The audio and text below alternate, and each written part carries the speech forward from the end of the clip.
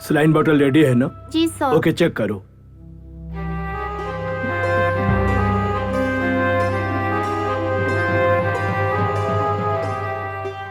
हाँ nurse, Yes? Injection ready है ना? हाँ सर। हाँ, just wait wait wait. Sir.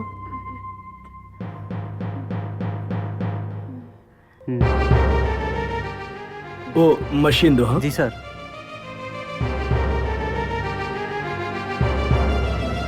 Oh my God.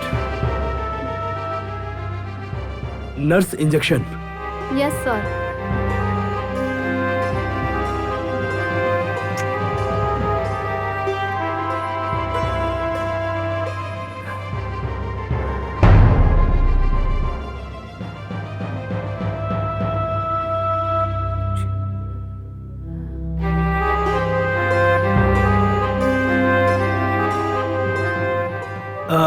Saline बोतल लगा दो इनको। ओके, हाँ? सर। ओके फाइन, ठीक है। हाँ ओके। ओके सर। विवेक, आइए आप मेरे साथ। जी। विवेक, आप खुद एक डॉक्टर हैं और मरीज की हालत कैसी है ये आप जानते हैं। जो ट्रैंक्विलाइजर मैंने दिया है इसका असर कुछ घंटे तक रहेगा।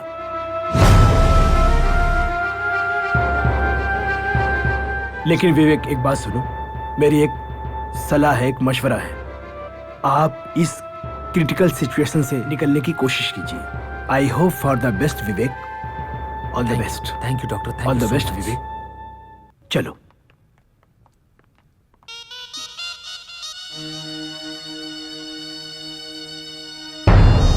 हाँ हाँ।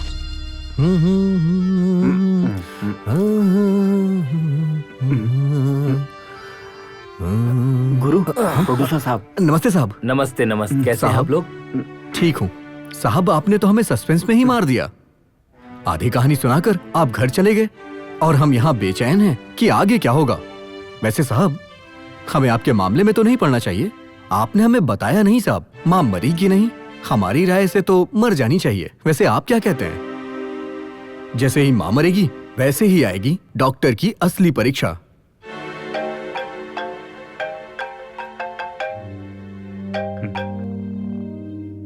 हेलो। हेलो। हाँ साहब, माँ जी का स्वर्गवास हो गया। अभी 5 मिनट पहले। आप ही का इंतजार हो रहा है साहब, जल्दी आइए। आपने हमें बताया नहीं साहब, माँ मरी कि नहीं। हमारी राय से तो मर जानी चाहिए। माँ मर गई। ये बात हुई ना साहब। अब मजा आएगा कहानी में। लेकिन यहाँ पे आप गाना मत डालिएगा। वो हर कोई माँ करके गाना डाल देते हैं ना। लेकिन हम इस सिचुएशन में ऐसा बैकग्राउंड म्यूजिक देंगे हर किसी की आंख भर आएगी। आप सुनिए, मैं सुनाता हूँ। चल भोला, उठा ढोलकी बजाओ। ठीक बा।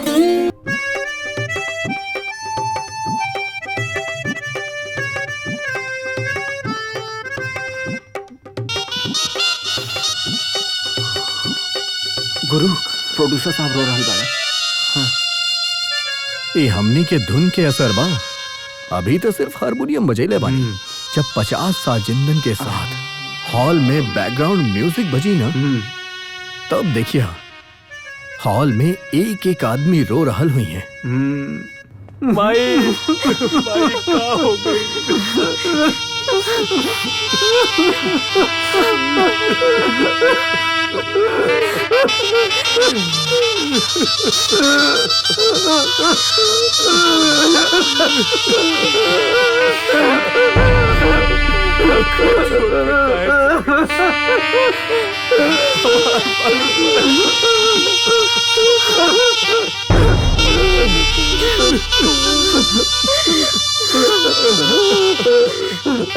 बाबूजी,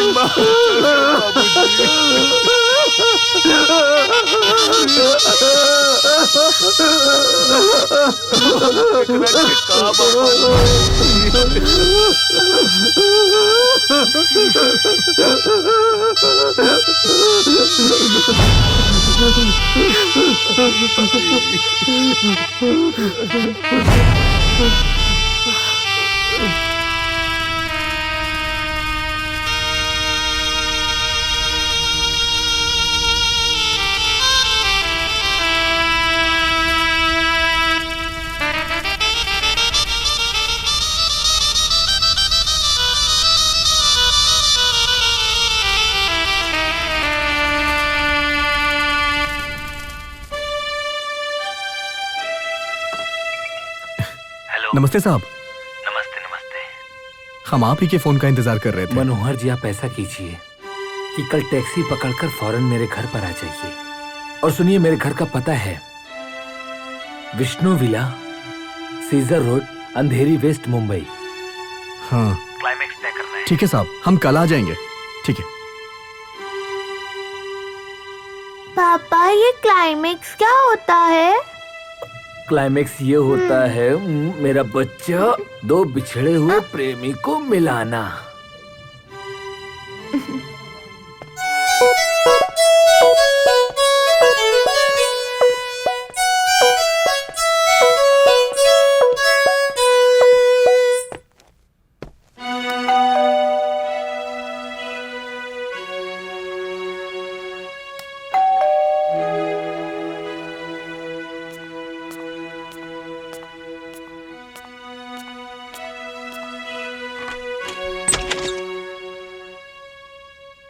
नमस्ते, हम विवेक साहब से मिलने आए हैं। मुरली मनोहर, बिहार वाला, म्यूजिक आइए सर, डायरेक्टर। बैठिए। जी।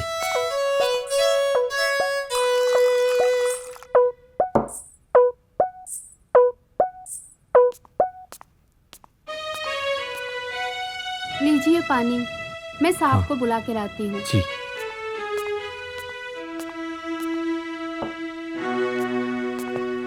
साहब, आपसे मिलने कोई सर आए हैं। अरे अरे, बैठिए मनोहर जी। नमस्ते साहब। नमस्कार, बैठिए। कोई तकलीफ तो नहीं हुई यानी नहीं? नहीं साहब। तो बताइए मिस्टर मनोहर, क्या सोचा है आपने क्लाइमेक्स? देखिए साहब, हमारे अनुसार यही हो सकता है कि हीरोइन अपने प्रेमी को भूल जाए और अपने पति के साथ खुशी खुशी जिंदगी बिताए। मिस्टर मोहन, लगता है आप एक बहुत बड़े बेरहम इंसान हैं। आप बेचारी उस लड़की को ऐसे आदमी के साथ जीवन गुजारने के लिए मजबूर कर रहे हैं जिसके साथ उसकी शादी मर्जी के खिलाफ हुई है। लेकिन साहब, हमारे देश में तो यही होता है। इस देश में होता क्या है मिस्टर मनोहर? इससे हमें कोई लेना देना नहीं है और न कोई फर्क पड़ता है। और होना क्या चाहिए? अगर पति सच्चा इंसान है तो दोनों प्रेमियों को क्यों ना मिला दे? नहीं नहीं नहीं साहब, बहुत रिस्क वाली बात बोल गए। इस दी एंड को पब्लिक कभी स्वीकार नहीं करेगी। क्यों नहीं स्वीकार करेगी भाई? हाँ, इसलिए कि हमारे धर्म की कुछ रीति रिवाज है जो बरसों से चली आ रही है। उस रीति रिवाज को बदलना चाहिए मिस्टर मनोहर। और हमारे धर्म के रीति रिवाज को बनाने वाले को सोचना चाहिए कि उस रीति रिवाज से किसी को कष्ट तो नहीं हो रहा है, किसी को दुख तो नहीं हो रहा है, किसी की खुशियां तो छीनी नहीं जा रही है। इन सब बातों पर कौन ध्यान देता है साहब? तो ध्यान देना चाहिए मिस्टर मनोहर। कोई किसी लड़की के साथ एक पल के लिए बदतमीजी करे तो कोर्ट उसे सजा सुनाती है और ना चाहते हुए भी उसे एक घुटन भरी जिंदगी जीनी पड़ रही है। और शायद मिस्टर मनोहर, तुम्हारे इस फिल्म के माध्यम से कुछ लोगों का माइंड चेंज हो जाए, लोग सोचने पे मजबूर हो जाए, ताकि फिर किसी मासूम लड़की को लाचारी भरी जिंदगी जीना ना पड़े। ठीक है, एक बहुत बड़ा मैसेज होगा समाज के लिए। चलिए कम, आइए मेरे साथ ऊपर। ऊपर? आपका मतलब कहीं एडवांस तो नहीं है साहब? अरे मिस्टर मनोहर, पहले आइए तो, मुझे भी तो अपना फर्ज अदा करने दीजिए प्रोड्यूसर वाला। कम, आइए। ठीक है साहब, अच्छा है साहब, बहुत आइए। अच्छा है। हाँ।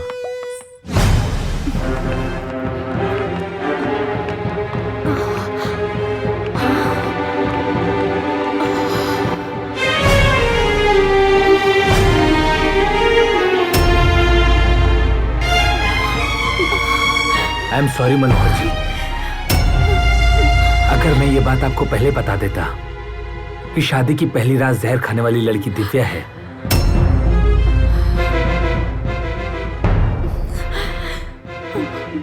और उसे मंगलसूत्र पहनाने वाला डॉक्टर मैं हूं, तो हम लोग खुलकर शायद बात नहीं कर पाते, कभी सही नतीजे पर नहीं पहुंच पाते। इसलिए मुझे ये नाटक करना पड़ा। अगर मिस्टर मनोहर, मैंने आपको किसी भी प्रकार से तकलीफ पहुंचाई है तो मैं आप दोनों से माफी चाहता हूं। देखो दिव्या, मैंने अपना वादा पूरा किया। हालांकि मैं अपने स्वार्थ के लिए अपनी मां के खातिर तुम्हें इस घर में कुछ दिन रोक के रखा, आपको दुख दिया, उसके लिए मैं माफी चाहता हूं। आखिर ये दुखद कहानी जो शादी से शुरू हुई थी, दो प्रेमियों के मिलन की सुखद कहानी बन गई। इस बात की मुझे खुशी है। मेरी शुभकामनाएं आप दोनों के साथ हैं।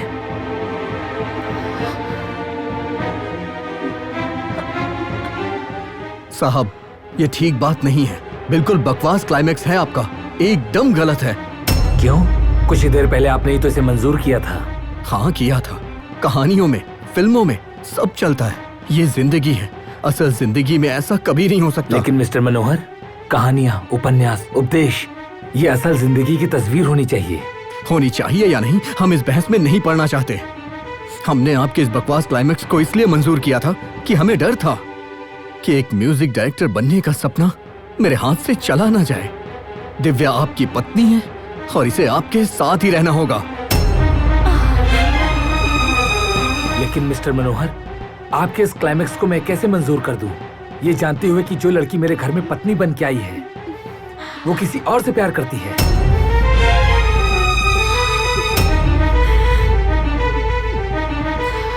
और मैं उसे अपना जीवन साथी मानकर एक लगातार आग में नहीं जल सकता।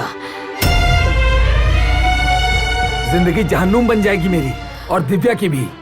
और इस मुश्किल का एक ही उपाय है कि आप दिव्या को अपना लीजिए। नहीं साहब, ये नहीं हो सकता है, ये कभी नहीं हो सकता है। मिस्टर मनोहर, अगर आप इसे नहीं अपनाएंगे तो यकीनन ये दोबारा जहर खा लेगी। ये मंजूर होगा आपको जिससे आपने प्यार किया है?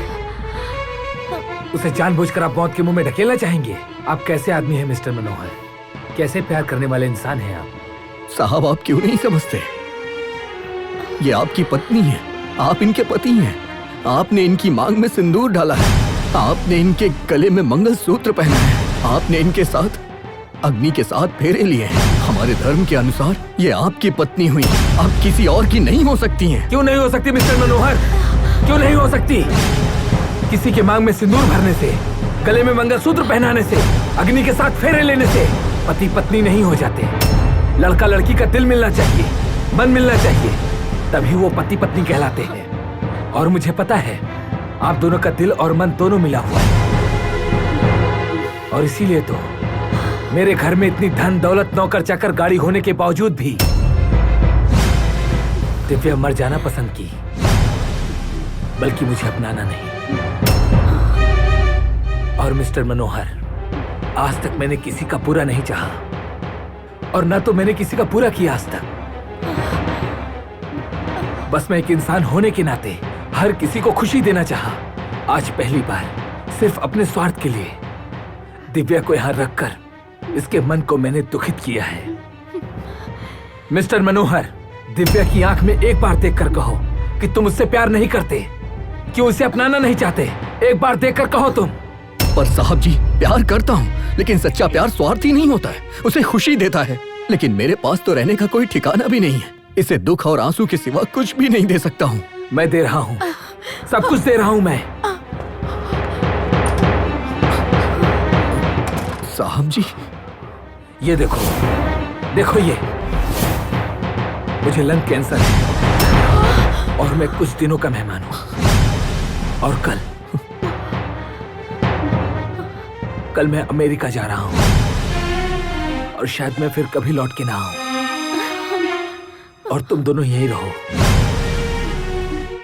और ये सब कुछ तुम दोनों के लिए है।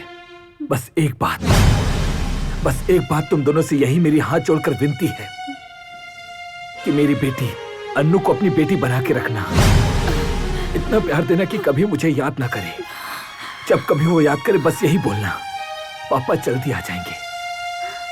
धीरे धीरे वक्त निकल जाएगा और वो मुझे भूल जाएगी।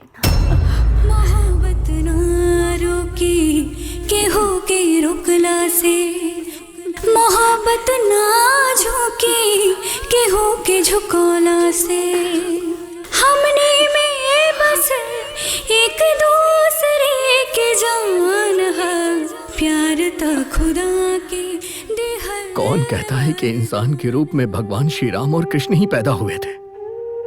आज भी भगवान के रूप में आप जैसे इंसान पैदा होते हैं।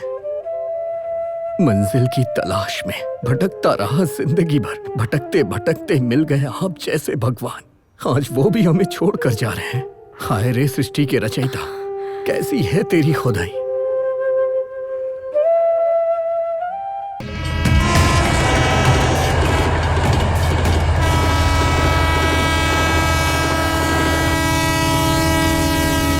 हजारों लोगों की तरह बिहार से ये दो लोग भी फिल्मी दुनिया में कुछ बनने के लिए आए हैं।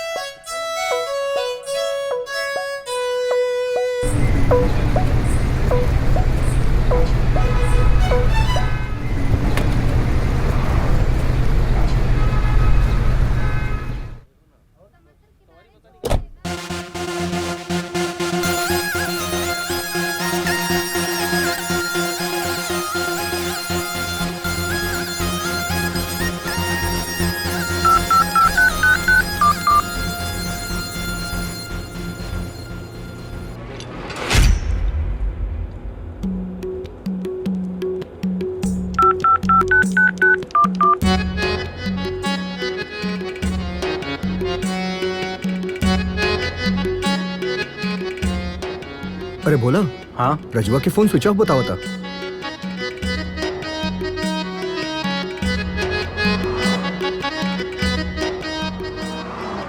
फोन नहीं खिलागत। फोन के बैटरी उतर गई हुई गुरु। अच्छा वो कौन जगह बतौले रहे?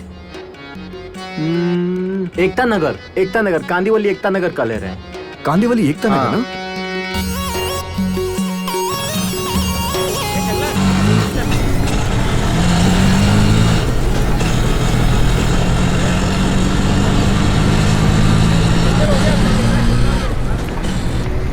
बस एना ही बतैले रहे। मध्य कब से ढूंढो टाइम सा पता हेने कर होई हेने कर देखो। अरे चलो ना ये देखो। जगह कैसन बा यार? फोनवा नहीं के उठाओ। पता ना यार। सुनो गुरु। ये देखा ही कैसन कैसन तू सही बा बात यार। ऐसन जगह पे रजवा रहेला। हाँ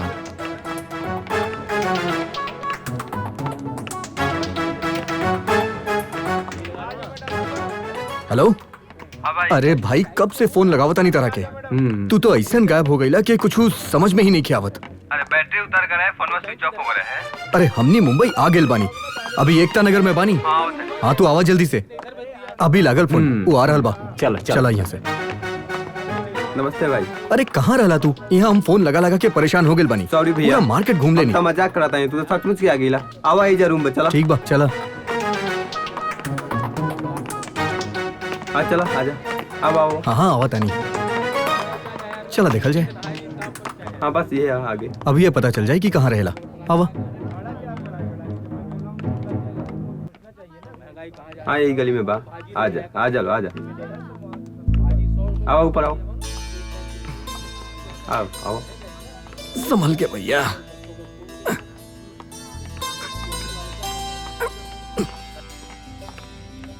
अरे बाप रे। आराम से आओ भोला। अरे बाप रे बाप, कहाँ रहले मर्दे। आओ लोग। ई कहाँ? देखिए ये छोटा रूम बा, इनमें 6 आदमी रहेला जा। आप दोनों को कैसे मैनेज करब? अरे भाई कौनो तो उपाय हो ही ना। अरे कौनो उपाय तो करा ना, तो हमने कहाँ भटकब जा। सस्ता में रहे के रूम। देखो भाई एगो उपाय बा। का? हम तो जात रहल बनी दिल्ली, लेकिन जहाँ रहत रहनी हाँ वहाँ बात करब तो के सस्ता में रहे के मिल जाई, लेकिन काफी दूर बा। विराट से 10 किलोमीटर दूर गांव खेड़ा जाए के पड़ी। वो हमरा सेठ जी के फार्म हाउस है। अच्छा। सेठ जी तो रहनी लंदन। सेठ जी के खास दोस्त महादेव तिवारी अपना पूरा फैमिली के साथ वहाँ रहनी। तिवारी चाचा यूपी बनारसे के हैं। अब बहुत अच्छा आदमी भाई तो लगावा ना फोन, बात करा।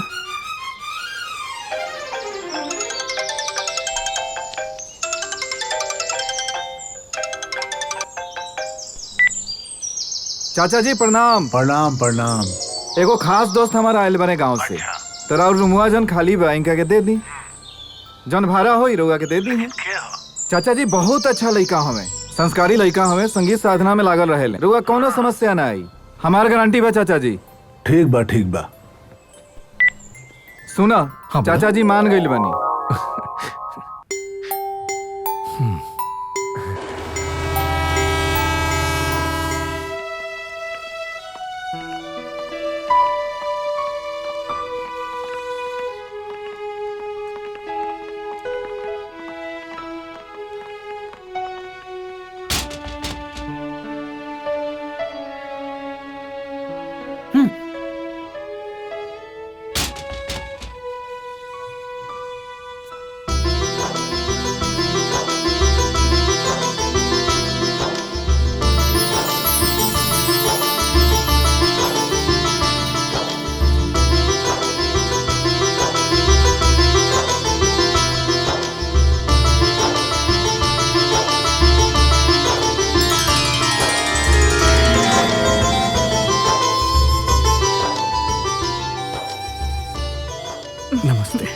नमस्ते। हम बिहार से आई नहीं। बल्लू भाई बात कैले रहले ना रूम खातिर। जी अंदर आई ना।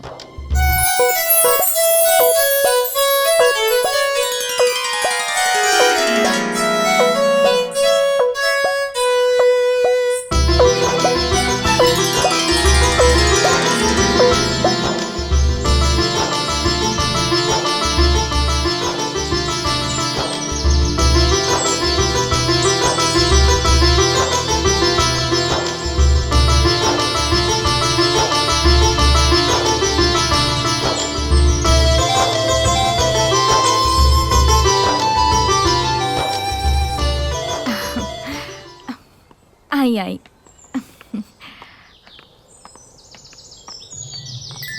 नमस्ते। नमस्ते। अभी कुछ देर पहले बल्लू भाई बात कैले रहले रूम खातिर। हाँ हाँ, देखा ही हमार दोस्त के घर बा। यहाँ केकरो के किराए पे रूम देवे के नहीं आदे, फिर भी हम दे रहल बानी। कहे कि बल्लू रिक्वेस्ट कैले बड़े जी, तो इहे खातिर हम ही बता देतानी कि ये घर बहु बेटी वाला बा।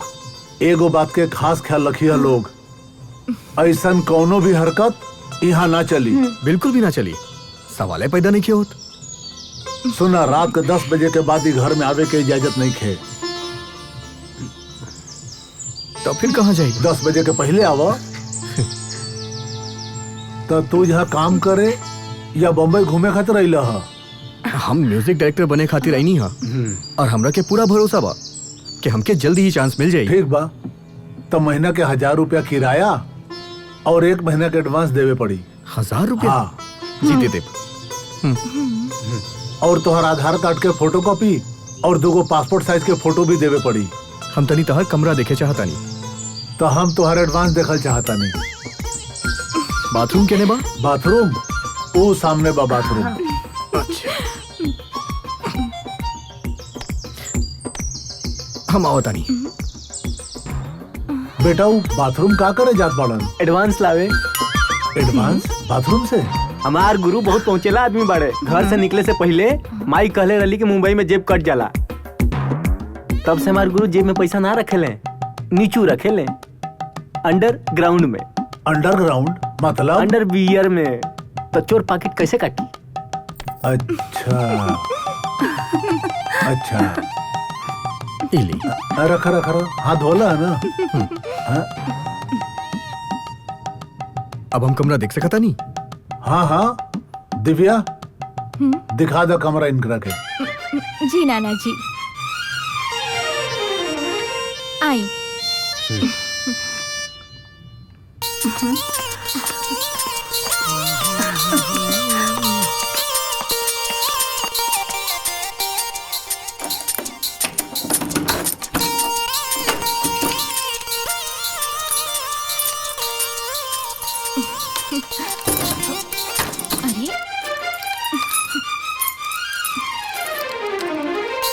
अरे अरे का भइल? ताला नहीं की खुलत का? लागता के जंग लग गइल बा, जोर लगा के खोले के पड़ी। लावा देखी जोर लगा के।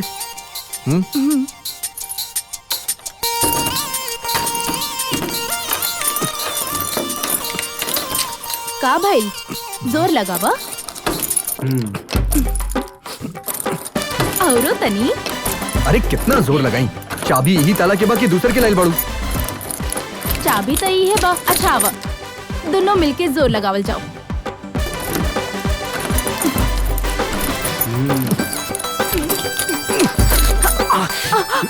ना खुली, ताला तोड़ दा। ऐसे कैसे तोड़ दी ताला? रुका, ई ताला के एगो और चाबी बा, लेके आ बतानी।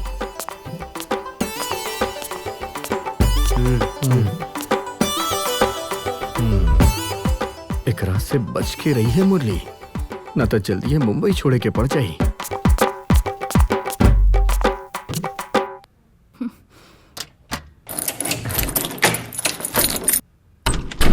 इला खुल गइल दरवाजा।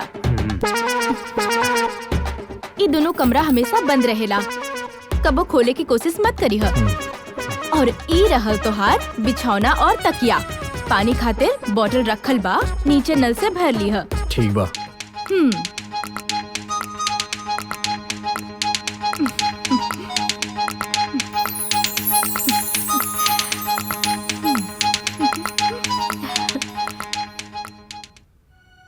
अरे भाई, हमरा रूम तो बड़ा मुश्किल से मिल गई, लेकिन तू हमार बैग वाले के नासिक में उतर गेला। अच्छा, तू बैग लेके कब आइबा? काल ठीक बा, तो तू कल लेके आजा। आजा भाई, बड़ा दिक्कत होता। ठीक बा, रखा तानी भाई। 24 कैरेट सोना, 24 कैरेट सोना, तू हूँ त बाड़ू हमरे सोना, 24 कैरेट सोना।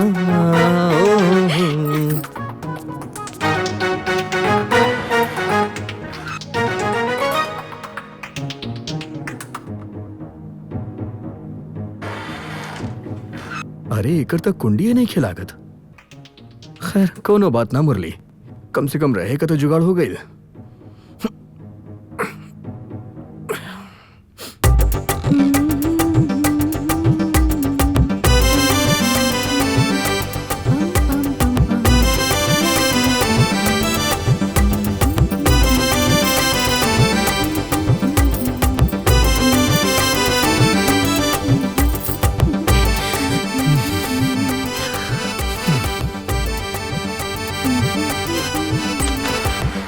अरे बाप रे, ये कैसे मजाक?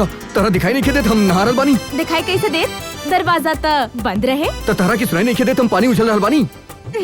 सुनाई कहाँ से दे? हम तो ईयरफोन लगेले रहनी। तो दरवाजा में कुंडी काहे न लगवावेलू? ज्यादा चिल्लाना, हमरा पता नहीं कि गांव देहात में लोग कैसे नहाला। और का हो गई? हम तारा के चड्डी में देख लेनी था, तहार इज्जत लूट लेनी का? लड़की हो के ई तरह से बात करेलू? ई मुंबई है, यहाँ लड़का लड़की ऐसे ही बात करेला। चला जा यहाँ से। हटा, हटबू की ना।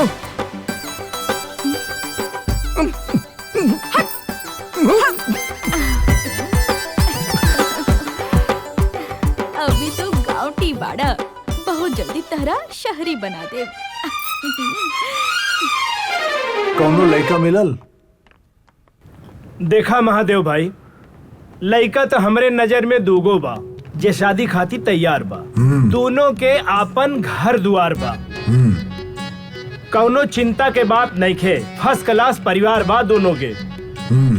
पहिलका लड़का सरकारी नौकरी में बा, ठीक बा ना।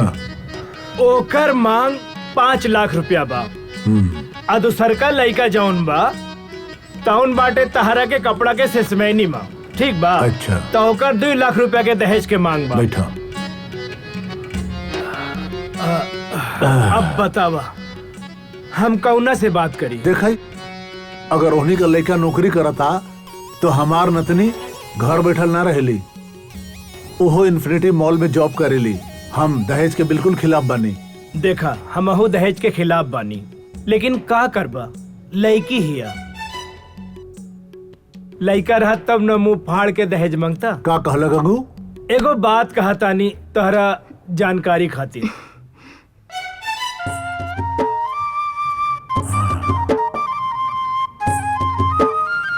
ई रहल हमार बड़ नतनी दिव्या, जेकर हम बात कर रहल बनी।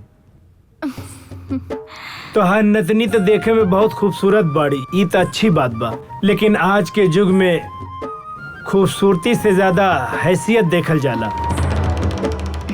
तू अपन हैसियत तो देखते बाड़ा। तोहार आपन दामाद तोहार बेटी और नतनी के छोड़ के भाग गईलन। तोहार अपन घर जौन बा उ तो गिरवी रखल बा। हई जौन घर में रहत आरा ना, तहरा दोस्त के दिहल घर बा जौन ठाट से रहत बाड़ा। हाँ देखा, इतना दहेज तो तू दे नहीं खे सकत, लेकिन वर चाहतारा ऊंचा। तनी नीचे आके सोचा, बुझाइल?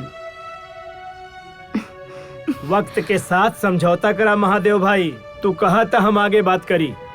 तहार नाम गंगाधर पांडे है का? हाँ, का ठीक नहीं के का? ना, वो पोस्टमैन पूछत रहे। हाँ? तहार कोनो चेक आयल रहे। हमार चेक? हम कह देनी यहाँ कोनो गंगाधर पांडे नहीं खे। कहाँ गई पोस्टमैन? अभी तो गली के नुक्कड़ तक पहुँच गई हुई। अरे बाप रे, हमार चेक आइल बा, पोस्टमैन चल गई। अरे बड़ा गड़बड़ हो गई। ये कैसन मजाक बा दिव्या? नाना जी, हमके ना ई आदमी पसंद बा, ना एकर लाइल कोनो रिश्ता। अभी तो आरती के पढ़ाई बाकी बा, टाइपिंग क्लास बाकी बा, कंप्यूटर क्लास बाकी बा। जब तक कि ओकरा के नौकरी नहीं मिलत ना, हम नौकरी छोड़ के शादी ना करब। ई घर के तकलीफ तो चलत रही दिव्या, एहमे तो के परेशान होवे के कोनो जरूरत नहीं खे। ना माई, हम जे कह देनी से कह देनी, हम ना शादी करब।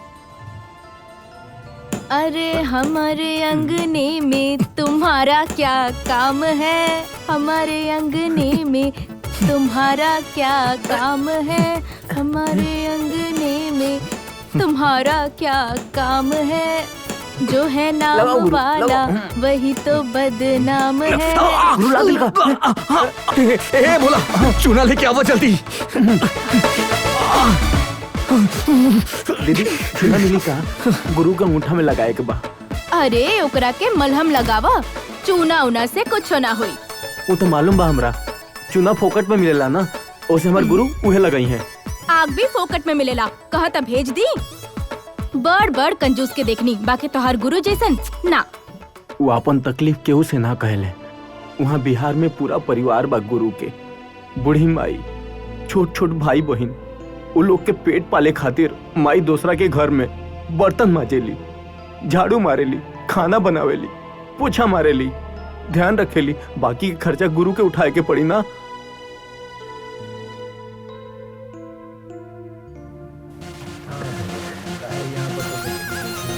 चला देखिए एक बार फोन लगा के। हेलो हेलो, कौन? मैं मुरली मनोहर बोल रहा हूँ। आपने कहा था ना ऑफिस में आने के लिए, मैं आया था लेकिन ऑफिस बंद था। मैं अभी पवन सिंह को लेके एक फिल्म बनाने लंदन जा रहा हूँ, तो आप एक काम करो, ऐसा करो कि आप 3 महीने बाद मुझे फोन करके मिलो। ओके सर। का गुरु इतना उदास काहे हो गया? वो डायरेक्टर साहब बिजी बाड़े, अभी लंदन जा रहल बाड़े। हमने के तो किस्मती है खराब बा। ठीक बोला भोला। चला ही जैसे सब यहाँ पर वही मिलेंगे, यहाँ पे कोई आपको सस्ता चौन हो ही देखा जाए। चलो भोला कुंडी खड़कावा ना, तू खड़कावा। देख रहल बाड़ा ना हमार अंगूठा के काबिल बा।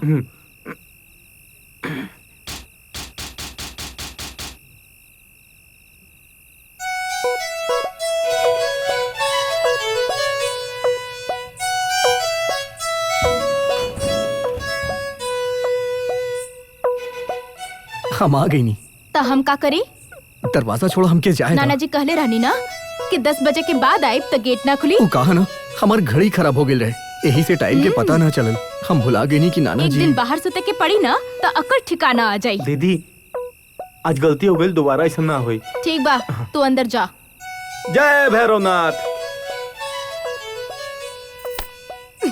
पहले माफी मांगा, फिर अंदर जाए के मिली। ठीक है, माफी मांगा था नहीं, सॉरी। मुंह बिगाड़ के मत बोला, सॉरी। ऐसे अच्छा था पहले वाला शकल रहे।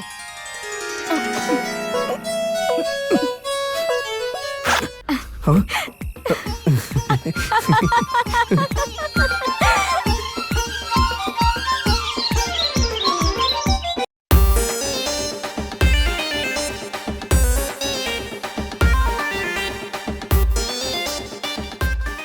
दीदी सुई धागा मिली का?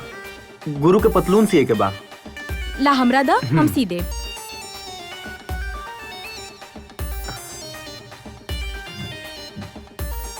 और तोहार गुरु के अंगूठा के का हाल बा? एकदम बिगड़ गई बा, अंगूठा सूज के मोटा हो गई बा।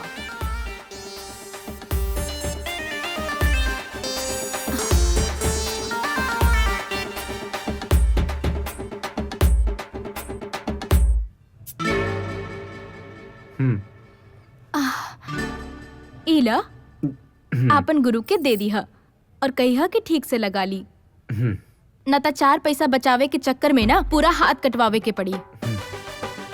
और ई बेवकूफ कैसन कपड़ा पहनेला? ई कपड़ा देख के तो म्यूजिक डायरेक्टर के चांस छोड़ा, कोनो मीटिंग में भी ना बैठी थी। ला दे दी है। ठीक बा दीदी, हम कह दे।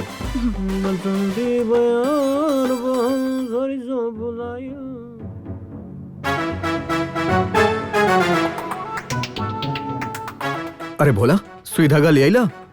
पतलून ही सिला के लेनी है गुरु। अरे वाह भोला वाह, तू तक कमाल कर देला। ई के देलस? वो नीचे दिव्या दीदी और कहत अली कि तार पुराना जमाना के कपड़ा देख के म्यूजिक डायरेक्टर के काम तो दूर क्यों मीटिंग के चांस भी ना दी। अपन पहनावा चेंज करे के पड़ी।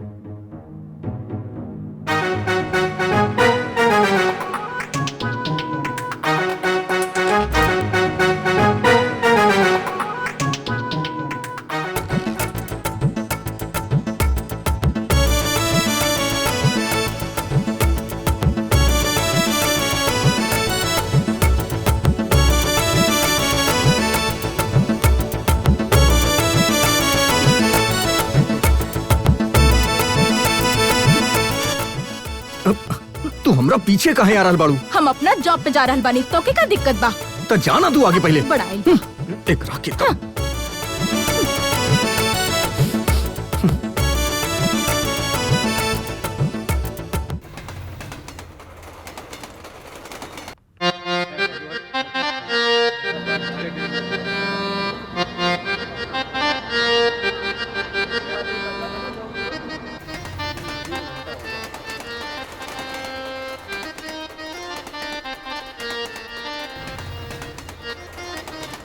कोनो तरह से एक चांस मिल जाए ना भाई। हाँ गुरु तरह चांस मिल जाए ना। हाँ। तो हमनी के किस्मत बदल जाए। यह बात तो हमहू कहता नहीं, लेकिन तो हमारी एक बात सुन ला, ऐसन गाना बनाई कि ऑस्कर मिली, फिर हमनियों के लाइफ सेट हो जाई। सही कहता। बाकी ऊपर वाला देखा का चाहता। बिल्कुल सही बात गुरु। हमरा लागेला कि सब ठीक हो जाई भोला। भगवान की मर्जी पर सब ठीक हो जाए। हाँ चला स्ट्रगल चालू रखल जाए। सही ठीक बात। बना बोला।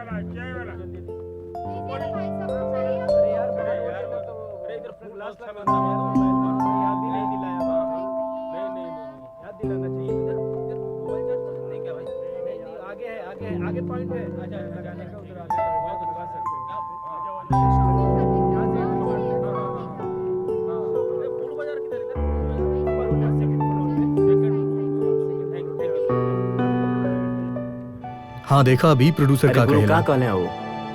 हाँ बात हाँ, करके तो तो हम देख जरूर लो। देखब। तारा के का गुरु लगे? हम भाई को बात कही। हाँ हाँ हमनी तो स्ट्रगल कुछ ना करता कुछ तो हो नहीं, जाए। बाकी मालिक ऊपर वाला बा। तू हाँ। टेंशन मतलब होला, हमनी के तो बस मेहनत करे तू तो के मेहनत बाद करता हमनी रहा। मेहनत करे में पीछे ना हटब। अरे का करी टेंशन क्योंकि हो गई फोन तो गुरु। आवता। रुका एक सेकंड। अच्छा अरे hello namaste sir. Thank you sir, thank you. एकदम ऐसा म्यूजिक दूंगा कि सुन के सब झूम उठेंगे। बस सर एक चांस। हाँ सर बहुत अच्छा सर। हाँ हाँ बिल्कुल सर। अरे भोला ऐसा केकर गाना फोन बनाऊंगा बा? ना सर कि बच्चा कोनो बच्चा प्रोड्यूसर झूम के फोन उठेगा। है? अच्छा एगो बात बतावा हाँ सर, भोला, हाँ सर। तहार गुरु के कोनो संगीत वंगीत आवेला के ऐसे ही हारमोनियम लेके घूमे हाँ ना? आवेला ना, बहुत बढ़िया म्यूजिक बनावे आवेला।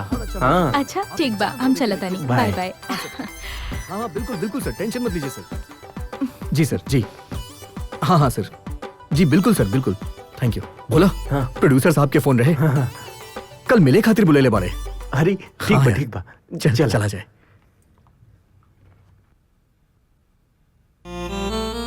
का समझे ली लेकी अपना आपके चीख मार देव तो उड़ जाई। हम मुरली मनोहर बिहार वाला, हमार कोनो घराना बा, परंपरा बा। का बताई गुरु, हम तो कितना कहनी कि हमार गुरु कोनो तानसेन से कम नहीं खो। अरे तानसेन का मोहम्मद रफी से कम नहीं की। तू बस देखत जा, ऐसा तर्ज बनाई ना क्यों नाचत चलाई सपेरी हमरा सामने। तू उठाओ ढोल की। 1 2 3 4।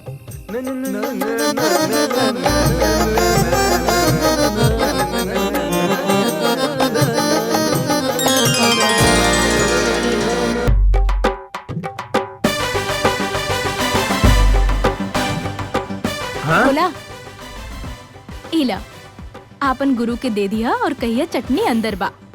खुशबू तो बहुत अच्छा बा। 50 के बाकी 100 के।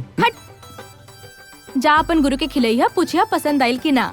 ना दीदी, यदि गुरु के भेजा फिर गल ना तो मुँहे पर मार दे तार समोसा। अरे कुछ ना होई, तू बोली हा हम उनका खातिर स्पेशल बनवले बानी। का कह रहल बाड़ू? तारा के मालूम बा हमार गुरु भूखा मर जी हैं, लेकिन केहू के आगे हाथ ना फैलाई हैं। तू तो बिल्कुल बुड़बक बाड़ा। अरे तो ठीक बा कि केहू और से कुछ ना लेवे के चाहिए, लेकिन आपन से लेवे में का हर्ज बा? तो हर का मतलब हम कोनो गैर थोड़े ना बनी। देखा गुरु तहार बड़ भाई जैसन बा, तो हम तहार भाभी जैसन बानी। भाभी का मतलब? कैसन बाड़ू तू? भाभी जैसन? तो उस हिसाब से गुरु का लगे हैं तोहार? हमार कहे के मतलब अच्छा तो तू ऊ लाइन से आ रहल बाड़ू। ठीक बा हम बोल दे भाभी।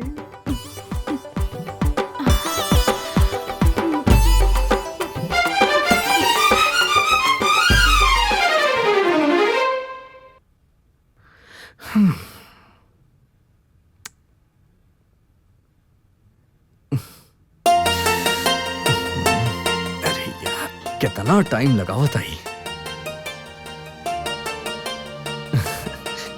हाँ इका समोसा वहाँ इडली ना रहल। हम तो तेरा 2 इडली के पैसा देले रहनी, तो इतना सारा समोसा कहाँ से ले ला? ना हम होटल से नहीं ले आइल, उना भाभी देले रहली। भाभी? कवन भाभी? उ नीचू वाली। ना गुरु ना, हम पहले कहले रहनी हमार गुरु ना मनिए।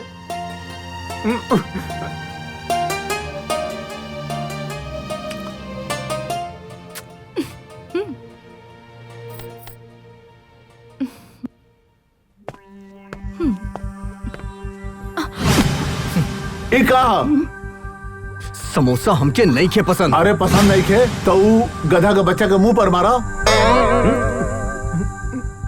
जौन तोहरा के देले बड़े उहे कर रहल बानी, तहारी लाडली पोती हमरा के समोसा भिजले बाड़ी। पूछी इनसे जरा। दिव्या उ का बना नाना जी? मजाक बना के रखले बाड़ी। हमार कोनो सम्मान बा, घराना बा, परंपरा बा।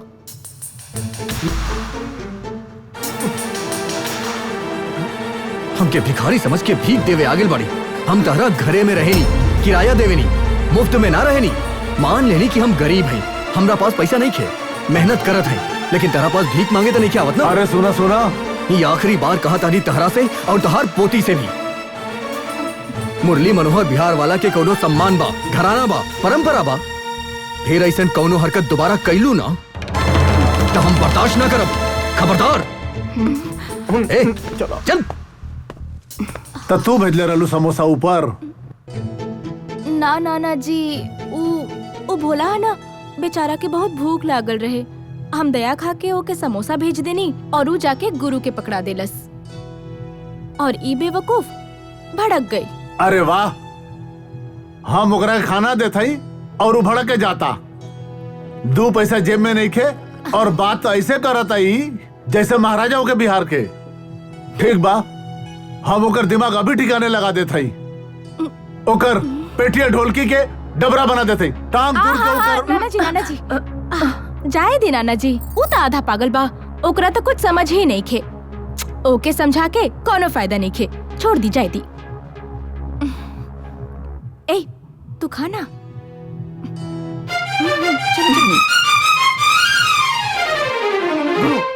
ई धुन बजावा। बोल। कौना माटी से तोके बनौले बाड़े हो भगवान, कौना माटी से तोके बनौले बाड़े हो भगवान।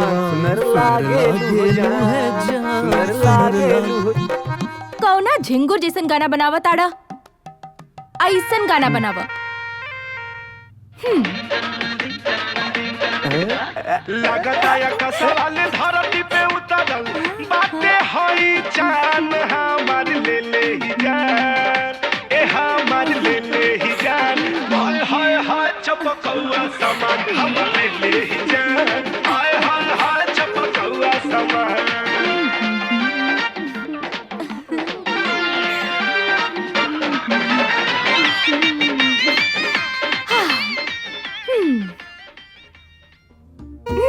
ऐसन गाना बनेबा ना तो तू हो खिसारी नियन हिट हो जाइबा।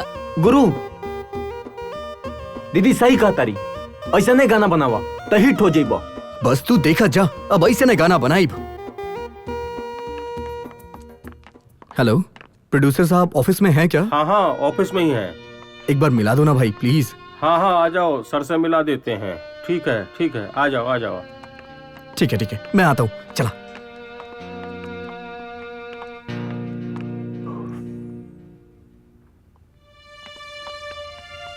नमस्ते सर।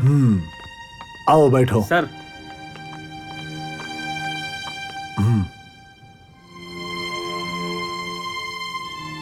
सर मैं मुरली मनोहर, बिहार वाला म्यूजिक डायरेक्टर। मैं आपकी फिल्म में म्यूजिक देना चाहता हूँ।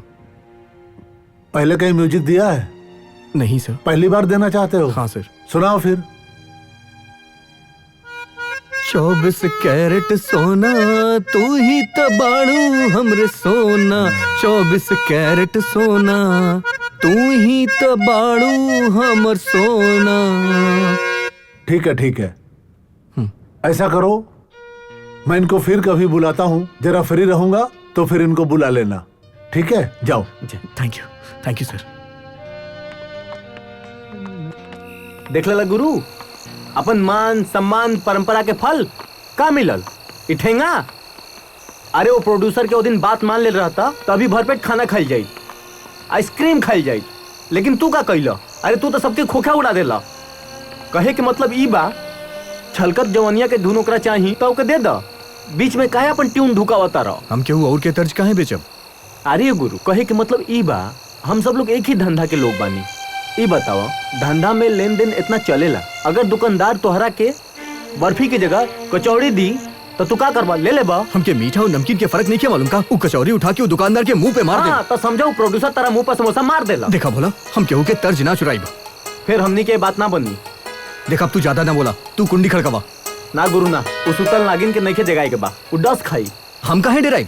मुट्ठी भर किराया देता नहीं, सीना ठोक के कुंडी खड़काई।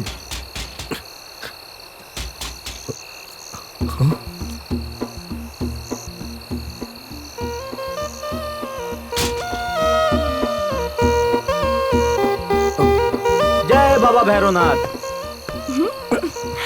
बोला तो चल गई। जाए दो ओके, तू हमरा से बात करा। तहार दिमाग में गोबर भरल बका तो के इतना भी समझ में नहीं आवत कि एगो जवान लड़का के चोरी छिपे समोसा बना के काहे भेजेली? जब हम चोरी से तर्ज ना बना सके नी, तो तहार चोरी से भेजल समोसा कैसे खा सके नी? ए चुप, धीरे बोला, नाना जी जाग जी है। तहार नाना जी सुनिए तका, तहार नाना जी कौनो बम्बर शेर बाड़े का? तहार नाना जी के बुलावा, तहार नाना जी के भाई के बुलावा, नाना जी के नाना के बुलावा, मजाक बना के रख ले बाड़ी। कबो समोसा भेजेली, कबो कुछो भेजेली। मुरली मनोहर के कोनो घराना बा, परंपरा बा, इज्जत बा। अरे भागत कहाँ बाड़ू?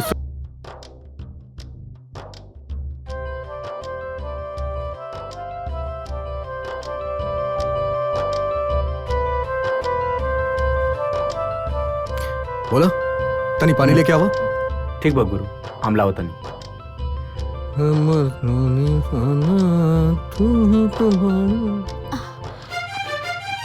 हाँ?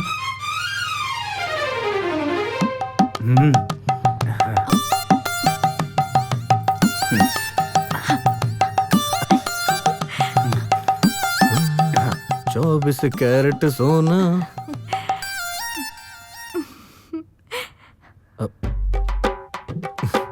इला गुरु पानी। अब हम थक गइल बनी, अब हमके नींद आ रहल बा, हम जाते हैं सूते। ठीक बा, जो सो।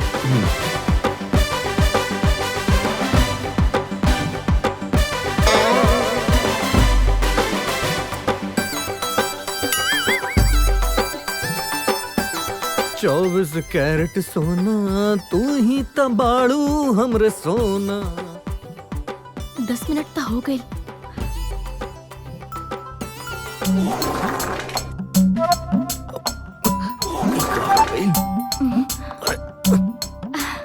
अरे पेट काहे गुड़गुड़ाता?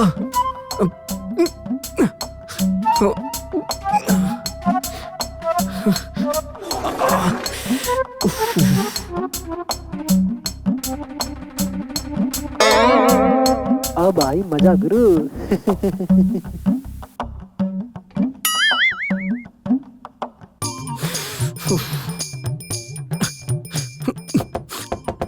अरे के हो अंदर? हम बानी और के रही? अरे बाप रे, जल्दी करा, हमके जोर से लागल बा। अरे जल्दी जा बाहर। पेट खराब हो गल बा का? डॉक्टर के बुला दी। नाना तू जा, कुछ ना भइल। नल में पानी नहीं खे आ रहल बा, चेक कर ला ठीक से।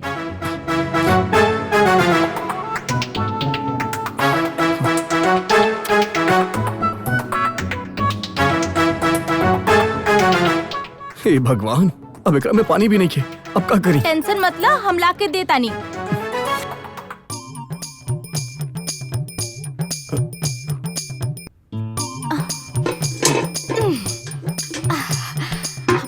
ले ला पानी, बाहर रख दे ले बानी।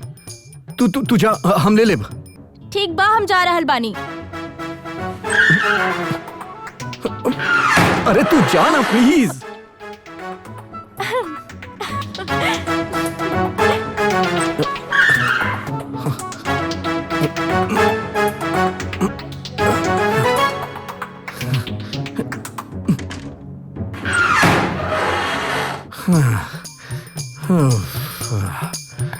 हे भगवान। चलो हटाओ, हमके जाए दो। थैंक यू ना बोलबो। थैंक यू, अब जाए दो। ऐसे ना, हमार आँख में देख के बोला। देखा, हट जा, ना तो नाना जी के बुला दे। फिर नाना जी जा।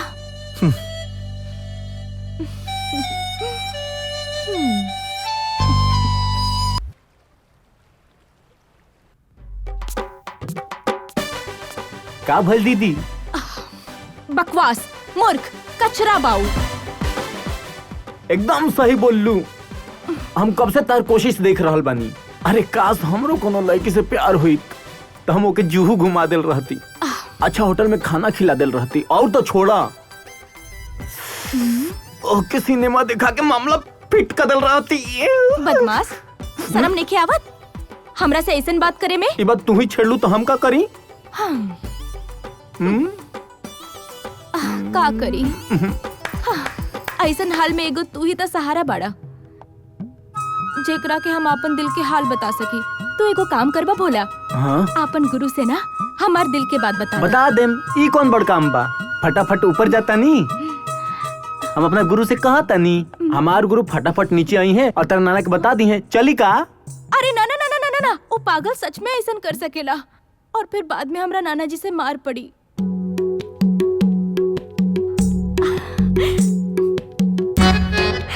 अच्छा आइडिया बा।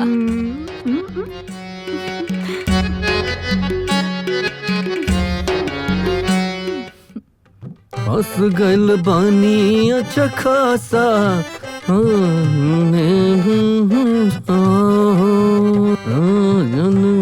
और बाप रे, इका तू दूर से बात ना कर सके लुका। अरे देरात का है बाड़ा, काट ना खाए हम तारा के। हम कहे ड्राइव, तार नाना जी की किराया हम पहले ही दे चुकल बानी। ओहो, हम किराया मांगे नहीं खे आइल बानी। हम तो ये पूछे के चाहतानी कि अगर तहरा के कोनो गाना लिख के दिहल जाए तब तू ओकर धुन बना सकेला कि ना? फिर हुए बात, देखला बोला ई लड़की हमरा के चैलेंज करतिया, मुरली मनोहर बिहार वाला के। अरे का गुरु, तू हमेशा फोकट के लड़े बैठ जाला, पहले सुने के चाहिए ना कौन गाना बा, कौन गाना के धुन बनाए के बा। अच्छा अच्छा, हाँ तो बतावा कौन गाना बा जेकर धुन बनावे के बा?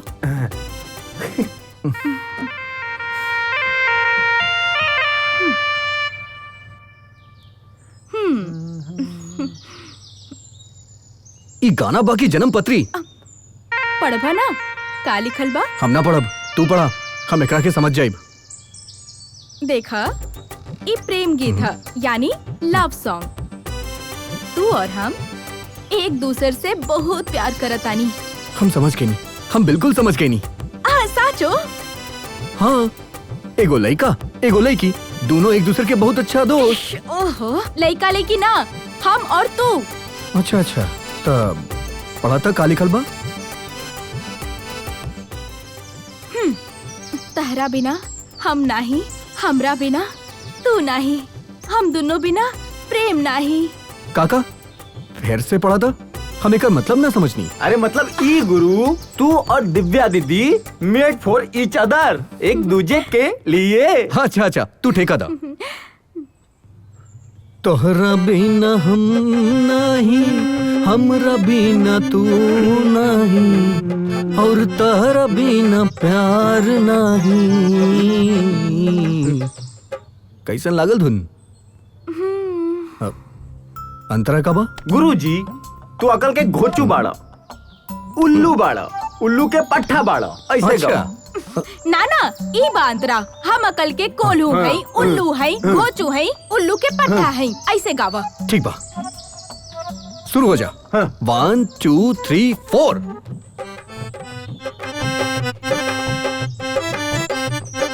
हम अकल के कोल्हू हैं, उल्लू हैं, घोचू हैं, उल्लू के पट्टा हैं, बल्ले बल्ले।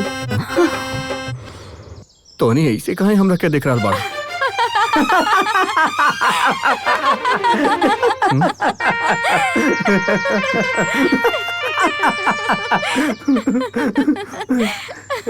लव कैले बड़ा केकरो से जिंदगी में कबो ना। तका घंटा लव सॉन्ग बना पाइबा, जिंदगी भर ई हारमोनियम बजाते रह जाइबा। लव सॉन्ग अब हम तोहरा के का बताई कि हम तोहरा से कितना प्यार करेली। काश के तू हमार मजबूरी समझ पाई तू। हाँ काशिफ भाई नमस्कार। अरे बहुत मुश्किल से तुम्हारा एड्रेस मिला अरे भाई। भोला का हाल बा हो? अरे मुरली ऐसा अरे तू भाई मुंबई में? अरे हम यहाँ म्यूजिक डायरेक्टर बने आयल बानी भाई। तू कोनो डायरेक्टर या प्रोड्यूसर से हमरा के मिलवा दा। अरे का बताएं, 4 साल स्ट्रगल तक करियो ना हमारा, लास्ट में अमन के रिक्शा चला के पड़ गई। देखा राशिद भाई, हम यहाँ म्यूजिक डायरेक्टर बने आयल बानी। अच्छा तू हमरा के कोनो डायरेक्टर या प्रोड्यूसर के पास ले चला, हम यहाँ से बिना म्यूजिक डायरेक्टर बने ना जाए, चाहे हमार कुछ भी हो 2-4 जाए। लोग से तो पहचान बा मुरली भाई। एगो काम करा, हमार काम तो ना भइल, राउर के काम अगर होता तो चला मिला देत हई। हाँ भाई ठीक बना, बस तू हमरा के मिला दा। चलो चला हम जाते हैं। और बाकी हाँ, सब भाई, ठीक है ना? और बढ़िया ना? सब ठीक बा। नमस्ते सर। नमस्ते नमस्ते नमस्ते नमस्ते नमस्ते नमस्ते। सर, ये हमारे दोस्त हैं, बिहार से आए बहुत हैं। अच्छी बात है। ये यहाँ म्यूजिक डायरेक्टर बनना चाहते हैं और ये 2-3 दिन से जिद कर रहे थे, सर से मिलाओ, सर से मिलाओ। मैं बोला ठीक है चलिए मिला देता हूँ। तो सर देख लीजिए क्या है इनका, कर दीजिए कुछ। बहुत बढ़िया, बताइए। सर आपका बहुत नाम सुना है सर, आप पूरी फिल्म इंडस्ट्री के लिए म्यूजिक अरेंज करते हैं सर।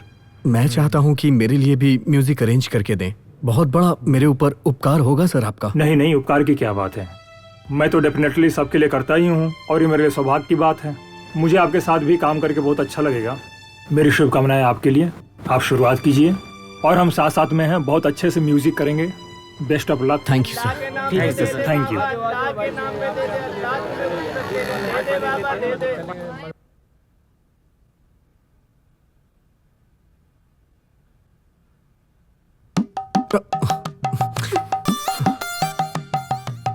तू गे तो नहीं खे बाड़ा ना तो तहरा के डॉक्टर से दिखावे के पड़ी। डॉक्टर काहे खातिर? अरे लल्लू, एगो जवान लेके तारा के लाइन दे ताड़ी और तारा कुछ समझ में नहीं आवत। कहा समझी? अरे तो के हमरा के प्यार करे के मन नहीं के करत? कहा करे की? रुको हम करके बताई। ना दिव्या। अरे प्यार करे के हक सिर्फ अमीरन के बा, हम गरीबन के नाही। काहे ना? अरे तनी हमरा के प्यार करे दा। छोड़ दो हमरा के, ना तो नाना जी के बुला दे। नाना जी।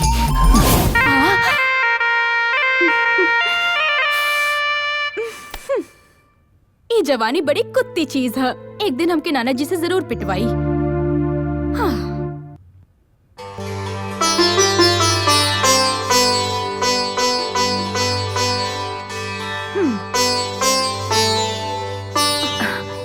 ईला नाश्ता कर ला। ना माई, आज नाश्ता ना कर पाई, देर हो गइल बा। आज ऑफिस में सबके जल्दी बुलवले बा, हम उहे नाश्ता कर लेब। कितना देर लागी? 2 मिनट तो लागी। खा ले तो कितना अरे अच्छा ना हो। माई, हम ऑफिस में खा लेब, जाता नहीं।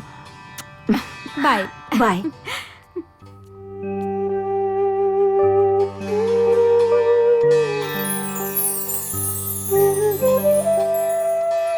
हे दुर्गा माई, रउआ त अंतर्यामी बानी, रउआ से का छुपल बा, फिर भी रउआ से आपन मन के बात कहतानी। एगो गरीब घर में पैदा लेवे के बाद आज तक कुछो ना मांगनी, सिर्फ आज इतना मांग रहल बानी कि ये गरीब के कुटिया में प्यार के दीपक जला दी। उनके आंख में हमरा खातिर अटूट प्यार झलकता, लेकिन पता ना वो काहे ना कहता। ये प्यार के एहसास अपना आप ना होला, सब राउरे मर्जी से होखेला। बस उनका के इतना शक्ति दी माई कि दिल की बात अपन जुबान तक ला सके।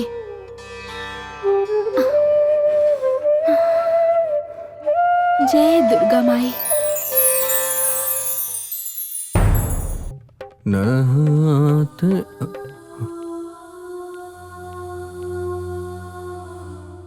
जब हम सामने आवे नी तो घबरा काहे जाला? ना तो हम कहाँ घबरे नहीं। घबराइला ना तो खड़ा काहे हो गईला? वो तो बस ऐसे ही। मगर का बात तू यहाँ कैसे? पहले बैठा फिर बताई।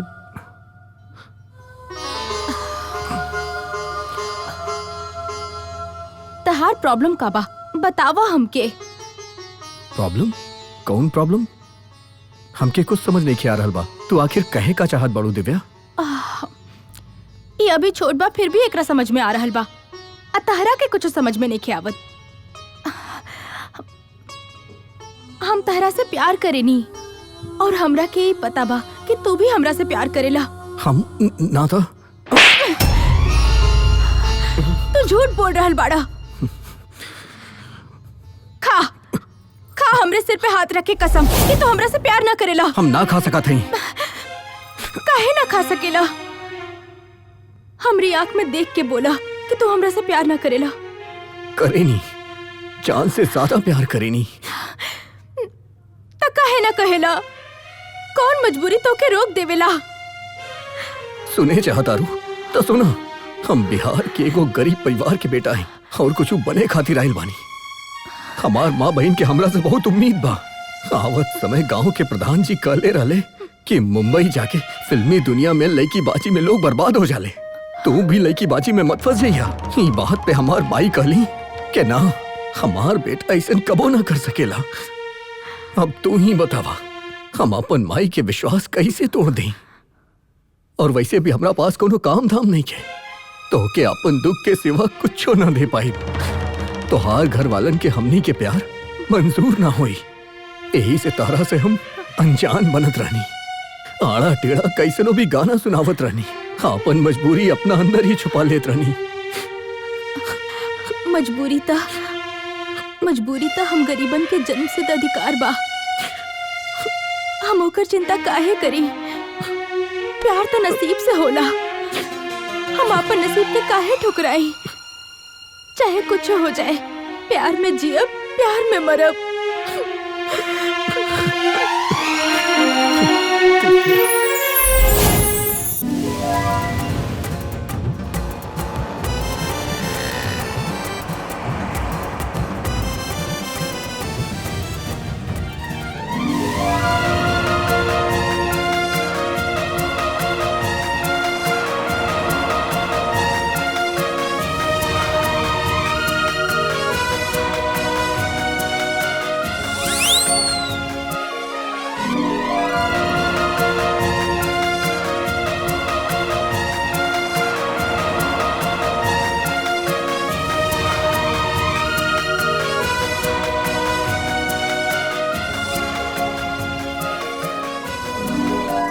हाय देखा महादेव भाई, लड़का एकदम राजकुमार बा। अच्छा देखी बुझाइल, बहुत बड़ा डॉक्टर बा।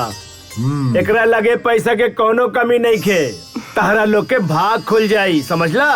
ठीक बा गंगू, मगर लड़का के दोसर शादी बा ना, यही से दिल खट्टा हो जाला। एकर पहल की बीबी कौन सा जिंदा बा बाबूजी? उम्र भी तो 30-32 के आसपास के बा।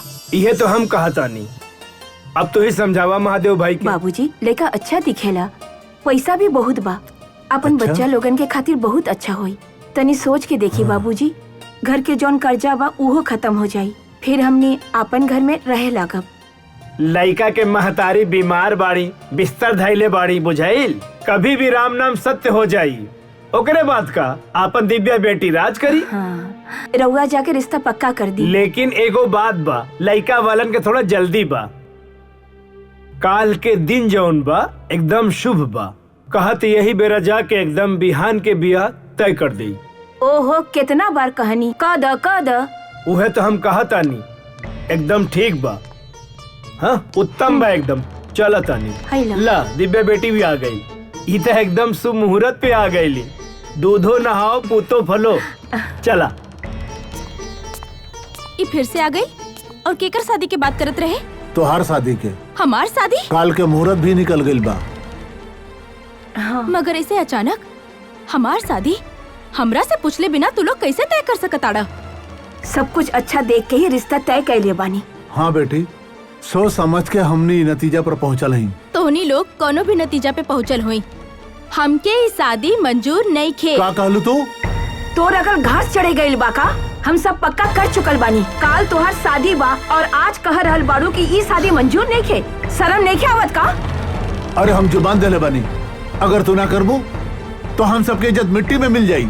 जे भी हो जाई हम ई शादी बिल्कुल ना करब। कैसे ना करबू? हम जुबान देले बानी, हमनी के इज्जत मिट्टी में मिलाई दू। चल चल भीतर। ब्याह न करी है? खानदान के नाम डुबा दी, ना कटवा दी लड़की। ले चल लेकर के। हम करवा के मानो। भोला, हाँ तू जाके देख क्या हुआ? दिव्या कहा कर रहल बाड़ी? शाम से 4 बार देख के आगल बानी, वैसे ही बैठ के रो रहल बाड़ी और रोते ही जाता रही।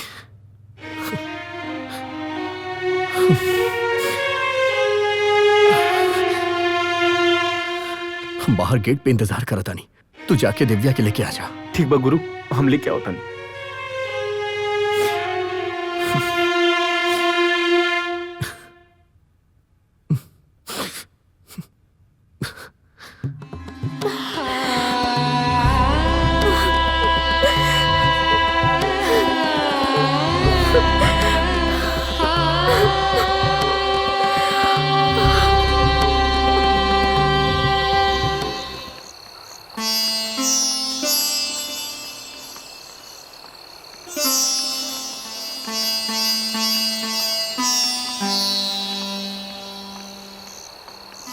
ई बैग में का बा?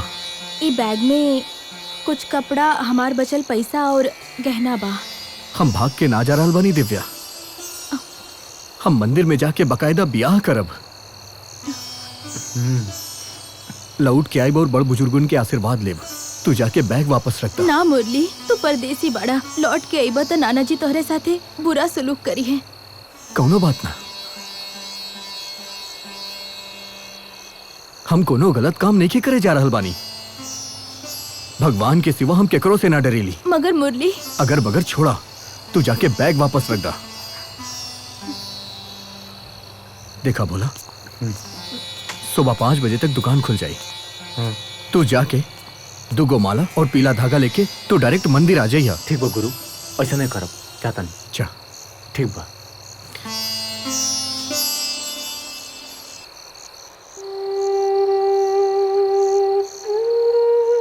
दिव्या, हम जानता नहीं कि हर केहू लेकी यह चाहेली कि ओकर शादी धूमधाम से मनावल जाए। वो लाल जोड़ा में सजे, ओकर हाथ में मेहंदी रचे।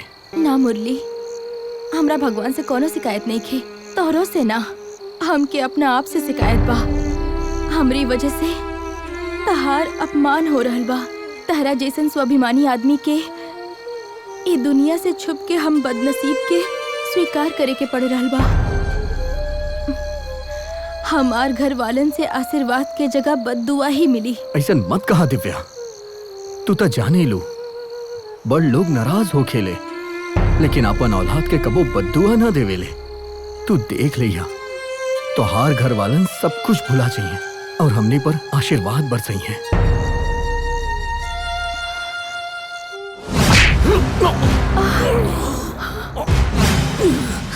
मुरली, मार एक लगे संग, मारा छोड़े के। मुरली, शादी करा था।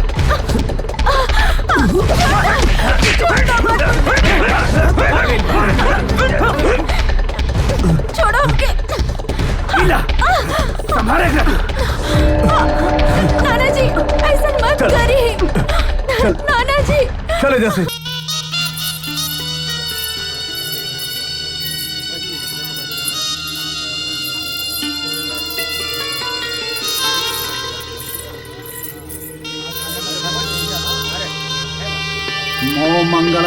भगवान विष्णु मंगलम गरुड़ध्वज मंगलम पुंडरीकाक्ष मंगलाय तनो हरि वक्रतुंड महाकाय कोटि सूर्य समप्रभ निर्विघ्नं कुरु मे देव सर्वकार्येषु सर्वदा। ओम श्री सुमुख एकदंत कपिल गजकंठ विकट विनाशक विनायक धूमकेतु गणाधर भालचंद गणपति गणाय मोदक प्रिय लंबोदर हाथ जोड़ी सर्वमंगल मांगल्य शिवे सर्वार्थ साधिके शरण्य त्र्यंबके गौरी नारायणी नमोस्तुते नीलांबुज श्यामल कोमलांगम सीता समारोपित वाम भागम पाणो महासायक चारु चापम नमामि रामं रघुवंशनाथम। ओम नमः शिवाय। ओम शिव पार्वती नमः। ओम स्थान देवताभ्यो नमः स्वाहा। ओम श्री कुल देवताभ्यो नमः स्वाहा। ओम सर्वे देवभ्यो नमः स्वाहा। ओम अग्नि देवताभ्यो नमः स्वाहा। आपदाम फर्तारम दातारम सर्वसंपदाम लोकाभिरामम श्रीरामम भूयो भूयो नमाम्यहम्। गठबंधन हो गए, चलिए फेरा करी। ओम पाणी ग्रहण संस्कार हेतु सप्त प्रदक्षिणाता हम करिष्यामि। ओम सर्वमंगल मंगले शिवे सर्वार्थ साधिके शरण्य त्र्यंबके गौरी नारायणी नमोस्तुते। कर्पूर गौरम करुणावतारम संसार सारम भुजगेंद्रहारम सदा वसन्ते हृदयारविंदे भवम भवानी सहितं नमामि। ओम श्री राधे कृष्णाय नमः। एकदंताय नमः। ओम सुमुखाय नमः। ओम वक्रतुंडाय नमः। ओम भाईचंद्राय नमः। ओम गजाननाय नमः। ओम सर्वदेवभ्यो नमः। ओम अग्निदेवताभ्यो नमः। ओम अग्नि सप्त प्रदक्षिणाय नमः। माल्यार्पण करिए। ओम पाणी ग्रहण संस्कार हेतु माल्यार्पण समर्पयामि। ओम सर्वमंगल मंगल्ये शिवे सर्वार्थसाधिके शरण्ये गौरी नारायणी नमोस्तुते। पाणी ग्रहण संस्कारे सिंदूरदानं करिष्यामि। ओम सौभाग्यशालिनी भवन्तु। ओम सर्वे भवन्तु सुखिनः सर्वे सन्तु निरामय सर्वे भद्राणि पश्यन्तु सर्वदुःखमम भाक् भवेत्। ओम मंगलसूत्रदानम। ओम अस्य पाणिग्रहण संस्कार संपूर्णम। चलिए सबके आशीर्वाद ले लीजिए।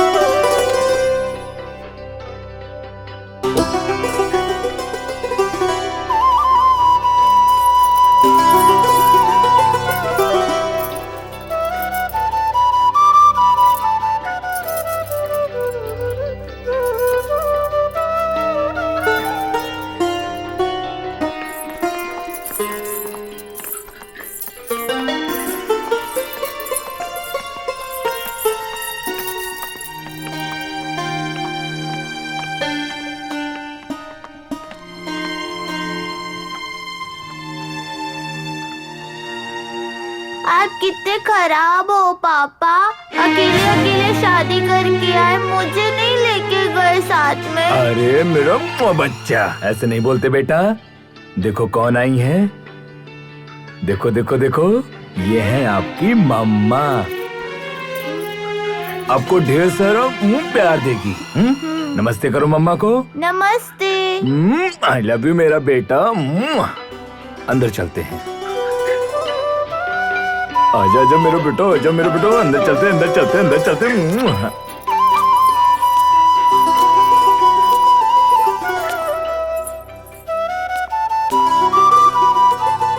सावित्री, ये सावित्री, ये सावित्री, देखा विवेक आइल बा।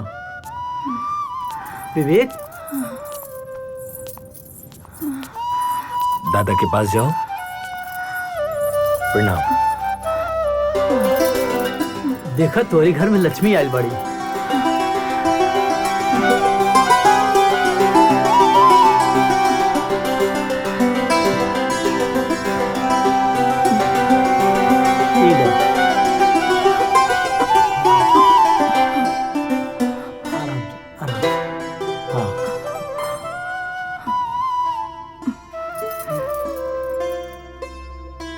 अखंड सौभाग्यवती भव, दूधो न और पूतो फलो।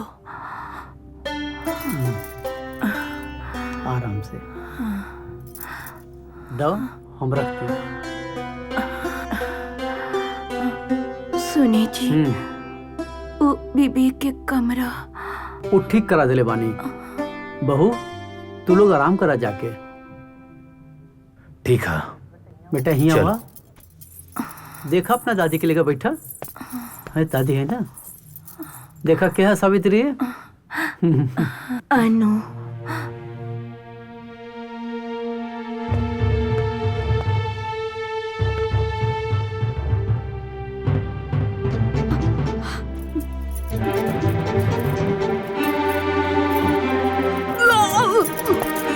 दिव्या दिव्या दिव्या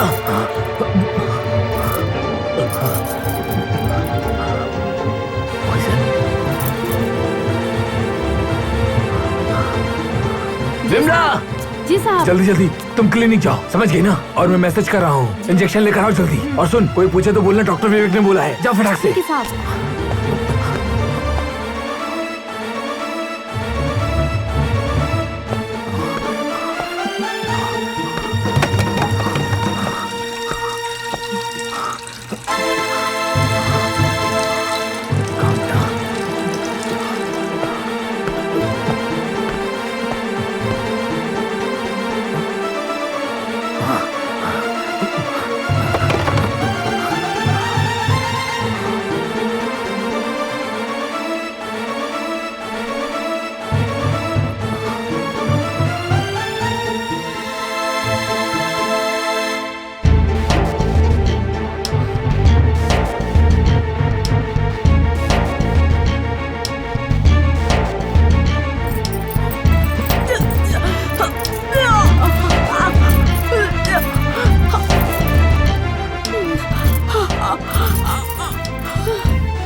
आराम से।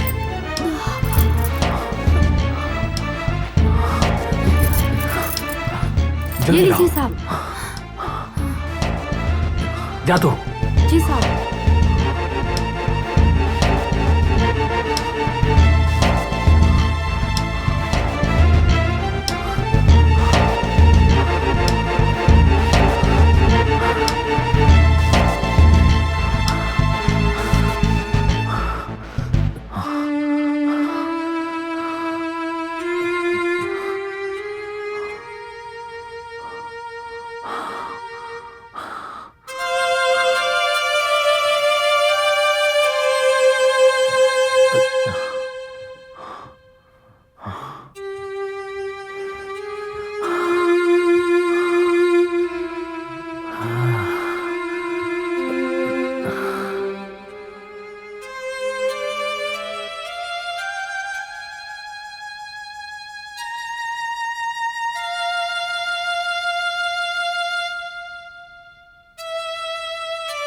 क्या मजबूरी हो सकती है?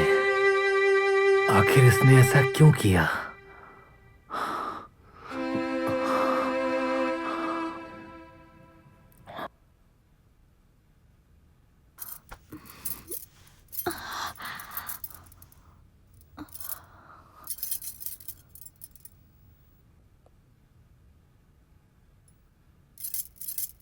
अब कैसा फील कर रही हो तुम?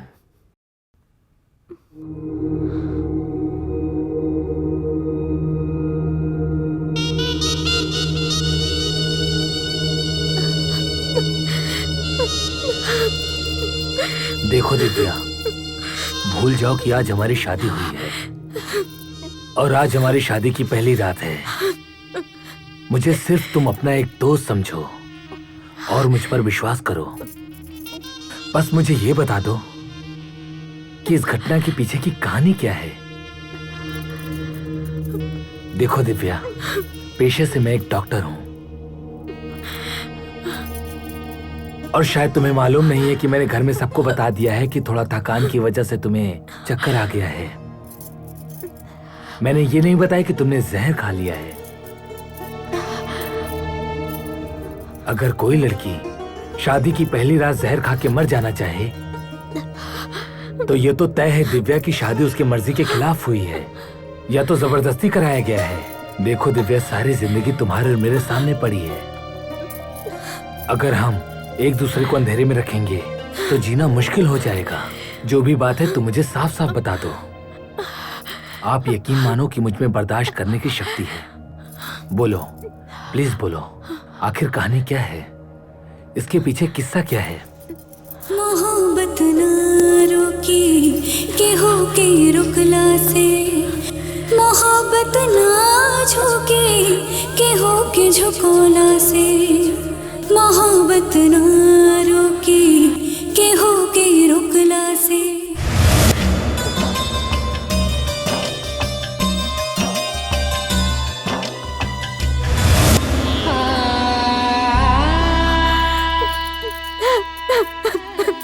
अरे देखो दिव्या, रो मत, सब ठीक हो जाएगा, मैं हूं ना।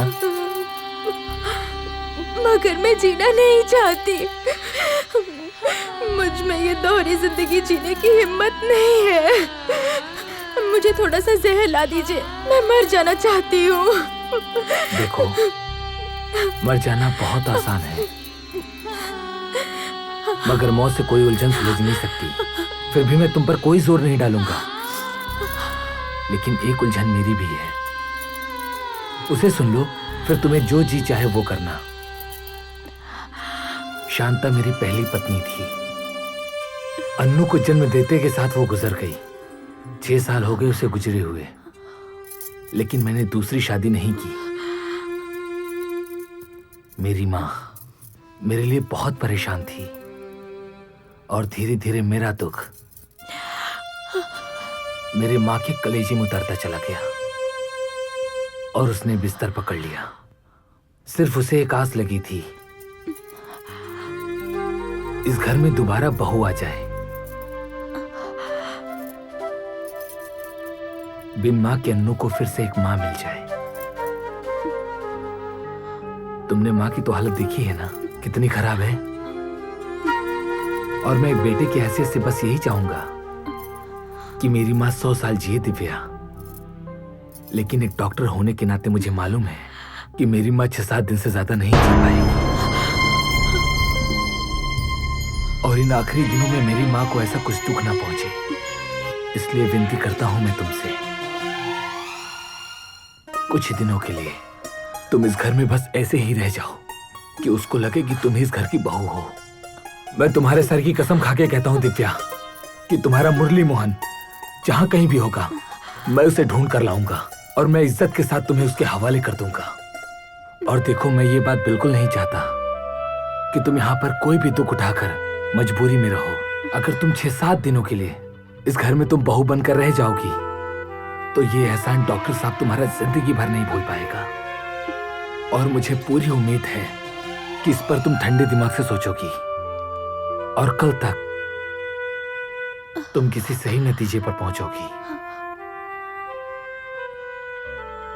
मैं चलता हूं, गुड बाय, ख्याल रखो अपना।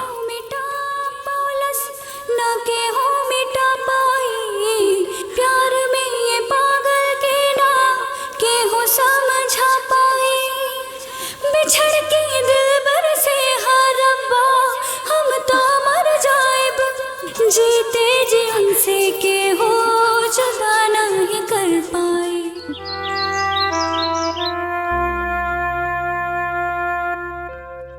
अब कैसी है तबीयत आपकी? तुमने दवाइयां नहीं ली? प्लीज इस तरह की लापरवाही आप बिल्कुल ना बरतो। आपको 2 टाइम दवाई लेनी है, सुबह शाम। अच्छा सुनो, मैं अस्पताल जा रहा हूं और मैं वहीं से पता लगा लूंगा कि मिस्टर मोहन कहाँ हैं। आपकी सारी उलझनें दूर हो जाएंगी, ओके? एक आपसे हाथ जोड़कर विनती है मेरी कि मेरी बूढ़ी माँ नीचे आपका इंतजार कर रही है। एक बहू के नाते ना सही, इंसानियत के नाते कम से कम अभी आप उनके पास चली जाएं। प्लीज मेरे पे ये एहसान आप कर दीजिए, मैं जिंदगी भर आभारी रहूंगा आपका।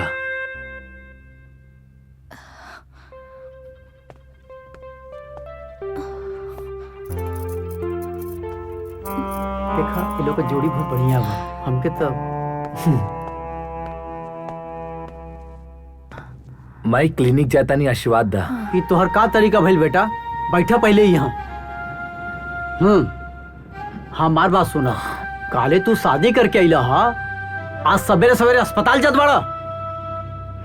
वो पराई घर से आई लड़की का सोची? जाए के जरूरी बा बाबूजी, 2-3 ठो ऑपरेशन बा, और शादी तो हम कहीं नहीं। हाँ, उन्हन के जान काहे खतरा में डाली हम बताई रहुआ। कह रे विवेक, 6 साल तक बराबर इनकार करत रहे और आज अचानक बहू ले अइला अपन माई के खातिर। काहे कि हम ज्यादा दिन ना जी पाए। अरे रे, ऐसे काहे बोले तारिस माई। यहाँ तू बिल्कुल स्वस्थ हो जाइबे। और एक बात सुन ले, 6-7 दिन के अंदर तू बिस्तर छोड़ देबे और अपना पोते के साथ तू खेले लगबे। ऐसा बातें मत करा। डॉक्टर के जैसन ना, बेटा जैसन बात कर।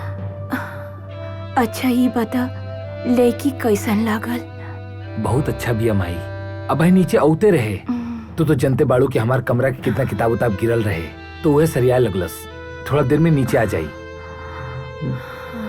मन मिल गइल तू दोनों के? एक दूसर के पसंद आ गइल तू दोनों? हाँ माई, पसंद कर लेनी। हाँ जानत हई बेटा, तू कबो शांता के भुला ना पाइबा। ई भी ना कह सकत है कि मरे वाला के मन से भुला देवे के चाहिए, लेकिन ओकरा खातिर जिए वाला के दिल दुखावे के ना चाहिए। पर ऐसा का कर देनी हम आई? बोला, तू कबो तकलीफ ना पहुँचाइबा ओके? हमेशा खुश रखबा, वादा कर हमरा से। अरे माई, कैसन बात करता रू? हाँ, तहार बेटा तारा के वचन देवता कि दिव्या के खुशी के खातिर हम कुछ भी करब। ओकर हर इच्छा पूरा करब माई हम। ठीक कहा था सावित्री। प्रणाम। अच्छा, हम जाता नहीं। जय दुर्गा मैया। पंडित जी प्रणाम। सदा सुखी रहा, भगवान कल्याण करे। पंडित जी, मैं विवेक हूँ और मैं आपसे एक बात पूछना चाहता हूँ। पूछी। परसों रात को एक लड़का लड़की शादी के लिए इस मंदिर में आए थे। हाँ, एक लड़का एक लड़की आयल रहे शादी करे खातिर। कहाँ गए कुछ पता है? हमरा मालूम नहीं कि हम सुतल रहनी। कुछ पता नहीं आपको? कुछ पता नहीं।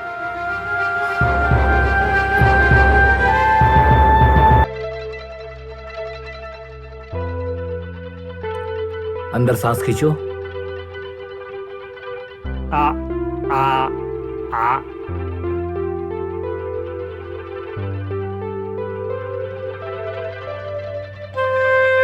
मैं कुछ दवाइयाँ लिखता हूँ, इन्हें दे देना, ठीक है? जी सर।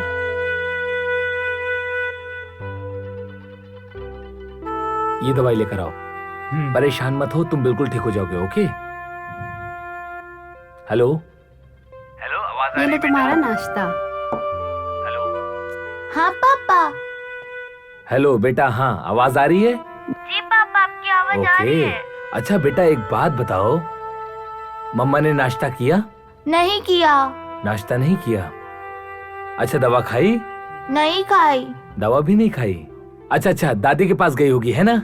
नहीं गई। दादी के पास भी नहीं गई? अच्छा बेटा, एक काम करो, सुनो, आप मम्मा के पास जाओ, ठीक है ना? और बड़े प्यार से बोलना, मम्मा मम्मा। अगर आप दादी के पास नहीं जाना चाहती तो कोई बात नहीं, लेकिन आप दवा जरूर खा लीजिए, ठीक है ना? प्यार से बोलना बेटा, ठीक है? ठीक है। लव यू मेरा बेटा, आई लव यू।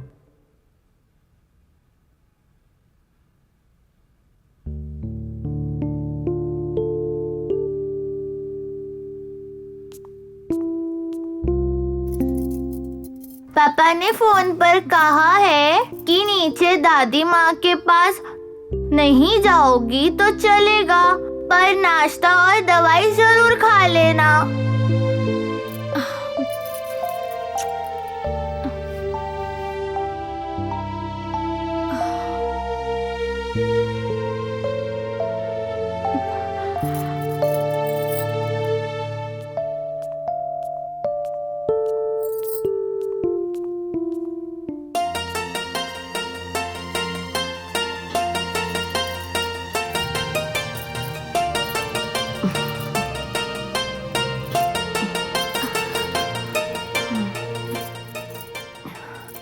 घर पसंद आयल बेटी? और हमार बेटा बात विचार कैलस तोहरा साथे? उ जरा अलग स्वभाव के बा, ज्यादा बात ना करेला। तू अपन दिल छोट मत करिया।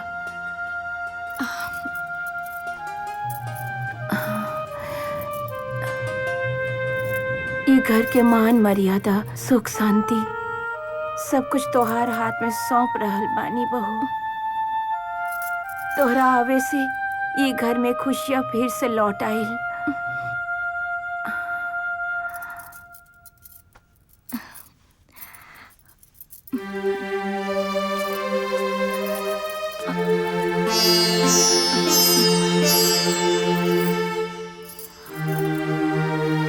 मम्मी पापा का फिर से फोन आया था।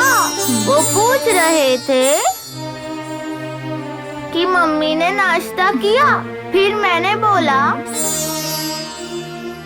मम्मी ने नाश्ते को हाथ तक नहीं लगाया। तो एक काम करते हैं, अब हम लोग मिलके नाश्ता करेंगे, ठीक है? हाँ।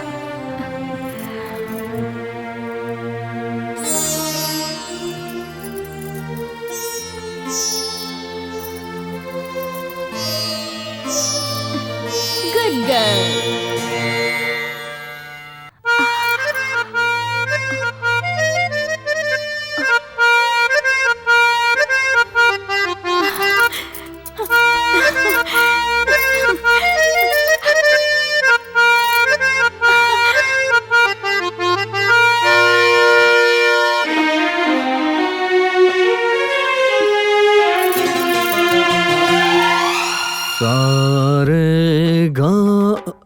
दिव्या भोला जाग जाई। ना जागे गुरु, गहरी नींद में बानी। अरे वो नींद में बोल रहा बा। हाँ नींद में बोल रहा बानी। छत पर निकल पड़ा।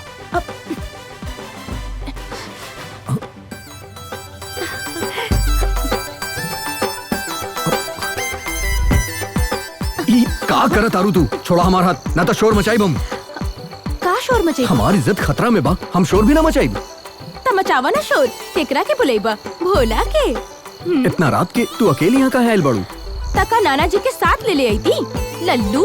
अच्छा ता तू आधी रात के ही बतावे एल बाड़ू के हम लल्लू हैं। और न तका लड़का 100 बार मिन्नत करेला, 500 बार नाक रगड़ेला, तब जाके लड़की मिले के टाइम देवेली। वो भी इतना रात के। केहू आवेली का? ता तू काहे आयल बाड़ू? पागल बानी, पल्ले जे पड़ गई नी तहार। और केहू होत ना तो न तका मौका के फायदा उठाई। चांदनी रात रहे, ठंड रहे, और दोनों अकेले में बैठ के हाथ में हाथ डाल के मीठी मीठी बात करती। अब करा मीठी मीठी बात। हे भगवान, देखा हनुमान जी के भक्त, हम तो अपन लक्ष्मण रेखा पार कर गई नी। अब अगर पकड़ल गई नी तो बेभाव के पड़ी। दूर बैठे से भी कुछ कम ना पड़ी, और पास बैठे से भी कुछ ज्यादा ना पड़ी। समझ ला। अब हम का करी? का करी? चुपचाप अपन सर हमार गोद में रख के लेट जा। अरे बैठा। अरे देखा जे हम कह रहल बानी ना, चुपचाप सुनत जा, वरना हम सबके चिल्ला चिल्ला के बुला ले बिहा कि तू हमरा के छत पे बुलेले बाड़ा और जबरदस्ती हमार इज्जत लूटे की कोशिश करत बाड़ा। इधर लेटा।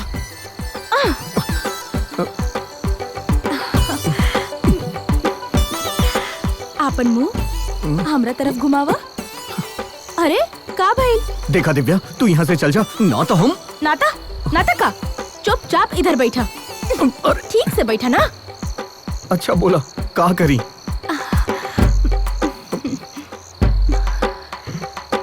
एगो किस दाना? कहाँ? किस?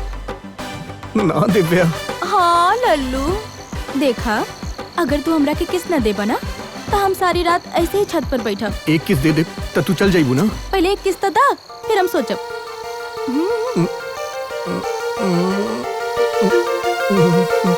कैसन शकल बना रहल बाड़ा?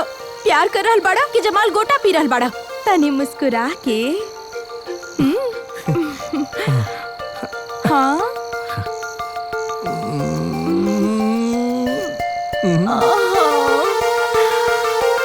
तई कोनो मुस्कुराहट है? तनी स्टाइल से। अब कैसे स्टाइल मारी? तू करके दिखावा, फिर वैसे नहीं कर दे।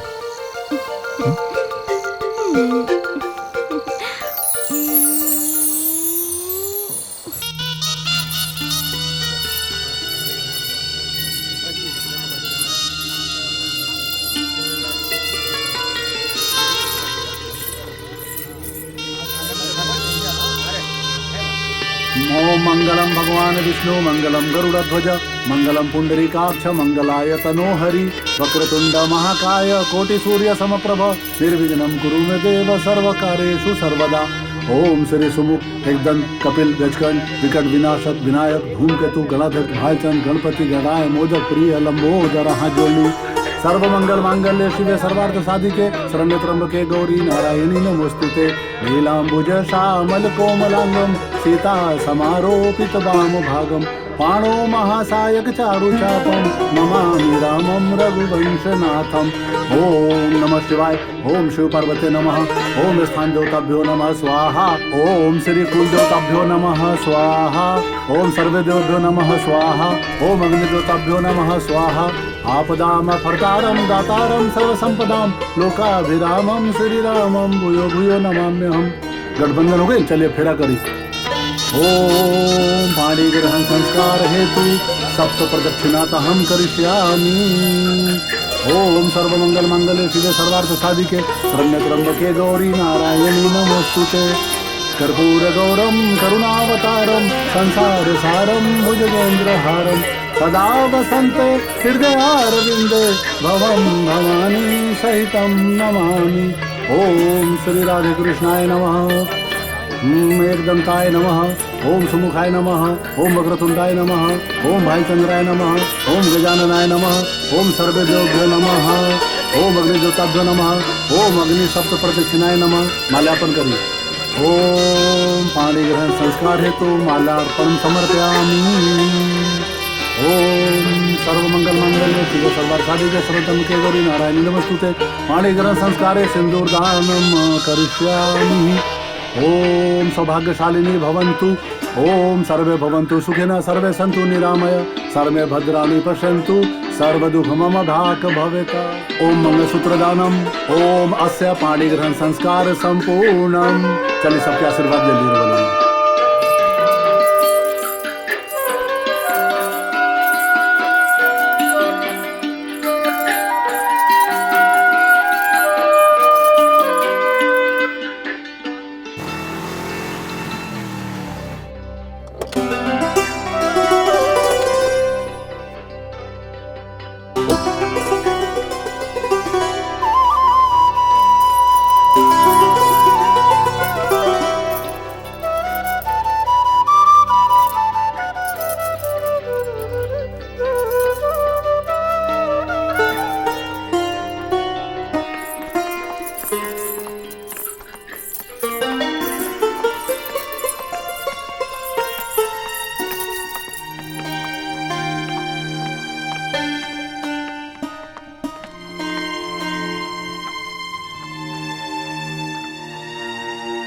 आप कितने खराब हो पापा। अकेले अकेले शादी करके आए, मुझे नहीं लेके गए साथ में। अरे मेरा बच्चा, ऐसे नहीं बोलते बेटा। देखो कौन आई है। देखो देखो देखो, ये है आपकी मम्मा। आपको ढेर सारा प्यार देगी। नमस्ते करो मम्मा को। नमस्ते। आई लव यू मेरा बेटा। अंदर चलते हैं।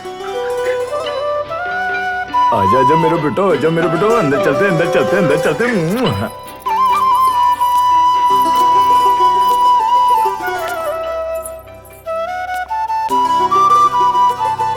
सावित्री, ये सावित्री, ये सावित्री, देखा विवेक आइल बा। विवेक, दादा के पास जाओ। प्रणाम। देखा तोरे घर में लक्ष्मी आइल बड़ी।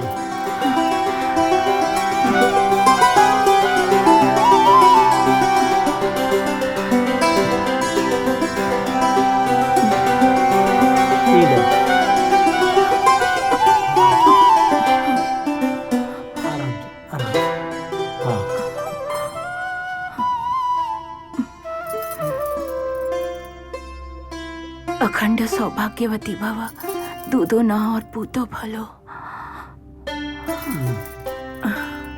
आराम से दो, हम रखते हैं। सुनी जी, वो बीबी के कमरा वो ठीक करा दिले बानी। बहू, तू लोग आराम करा जाके। ठीक है बेटा, ही आवा। देखा अपना दादी के लेकर बैठा है। दादी है ना। देखा क्या है सावित्री है। अनु,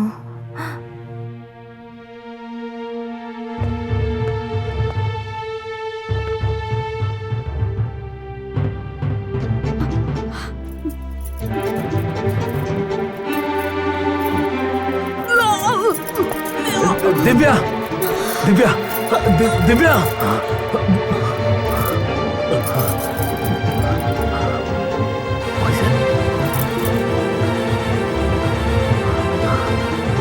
विमला, जी साहब। जल्दी जल्दी तुम क्लिनिक जाओ, समझ गई ना? और मैं मैसेज कर रहा हूँ, इंजेक्शन लेकर आओ जल्दी। और सुन, कोई पूछे तो बोलना डॉक्टर विवेक ने बोला है। जाओ फटाक से। ठीक है साहब।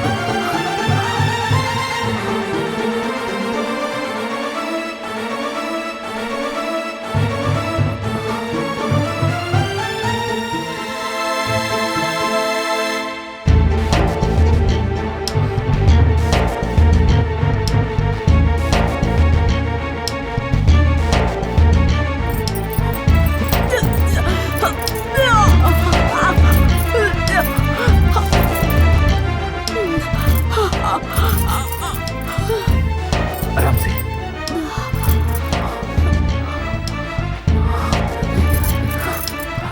ये जल्दी लीजिए लाओ। साहब। जा तो। जी साहब।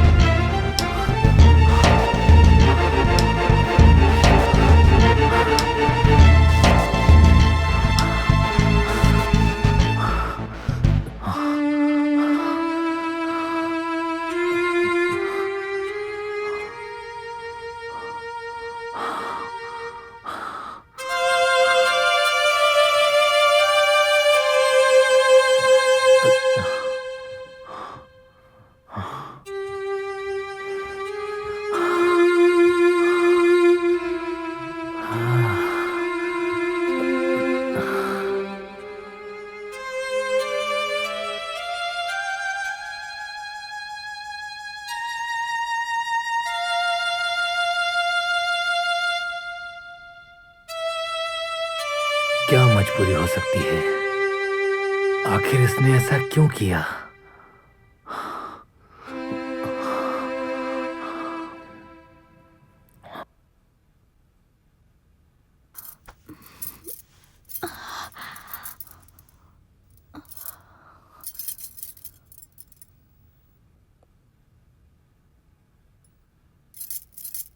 अब कैसा फील कर रही हो तुम?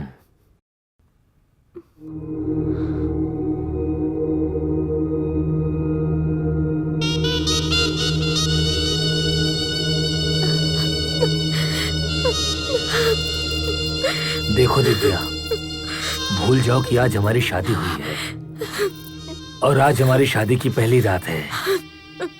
मुझे सिर्फ तुम अपना एक दोस्त समझो और मुझ पर विश्वास करो। बस मुझे ये बता दो कि इस घटना के पीछे की कहानी क्या है। देखो दिव्या, पेशे से मैं एक डॉक्टर हूं और शायद तुम्हें मालूम नहीं है कि मैंने घर में सबको बता दिया है कि थोड़ा थकान की वजह से तुम्हें चक्कर आ गया है। मैंने ये नहीं बताया कि तुमने जहर खा लिया है। अगर कोई लड़की शादी की पहली रात जहर खा के मर जाना चाहे तो ये तो तय है दिव्या की शादी उसकी मर्जी के खिलाफ हुई है या तो जबरदस्ती कराया गया है। देखो दिव्या, सारी जिंदगी तुम्हारे और मेरे सामने पड़ी है। अगर हम एक दूसरे को अंधेरे में रखेंगे तो जीना मुश्किल हो जाएगा। जो भी बात है तुम मुझे साफ साफ बता दो। आप यकीन मानो कि मुझ में बर्दाश्त करने की शक्ति है। बोलो, प्लीज बोलो, आखिर कहानी क्या है? इसके पीछे किस्सा क्या है? मोहब्बत ना रोकी के हो के रुकला से, मोहब्बत ना झुके के हो के झुकोला से, मोहब्बत ना रोकी के हो के रुकला से।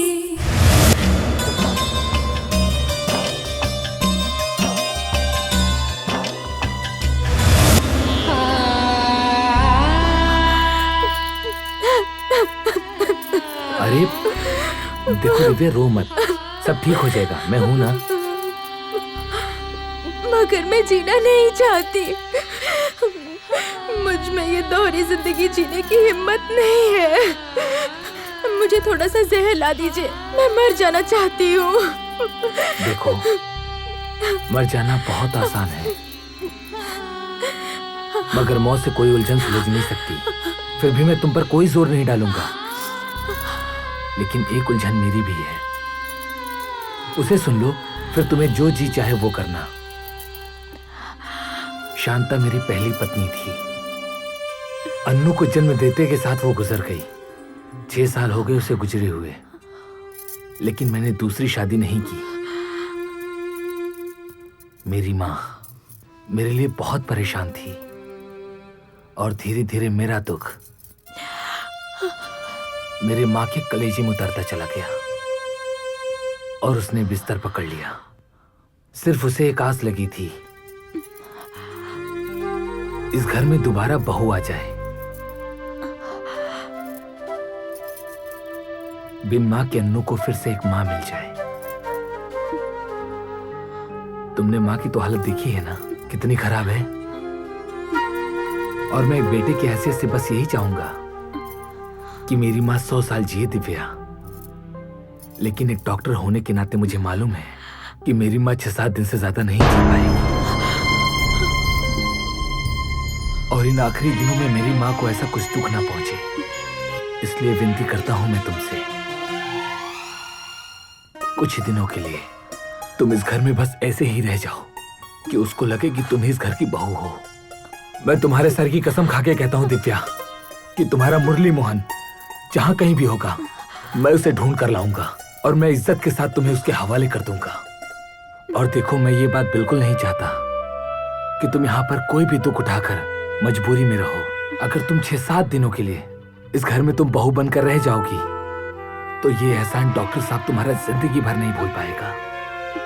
और मुझे पूरी उम्मीद है कि इस पर तुम ठंडे दिमाग से सोचोगी, और कल तक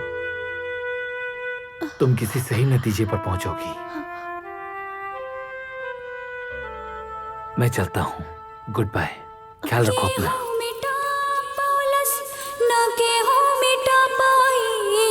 प्यार में ये पागल के ना के हो समझा पाए, बिछड़ के दिलबर से हर रब्बा हम तो मर जाएब, जीते जी हमसे के हो जुदा नहीं कर पाए।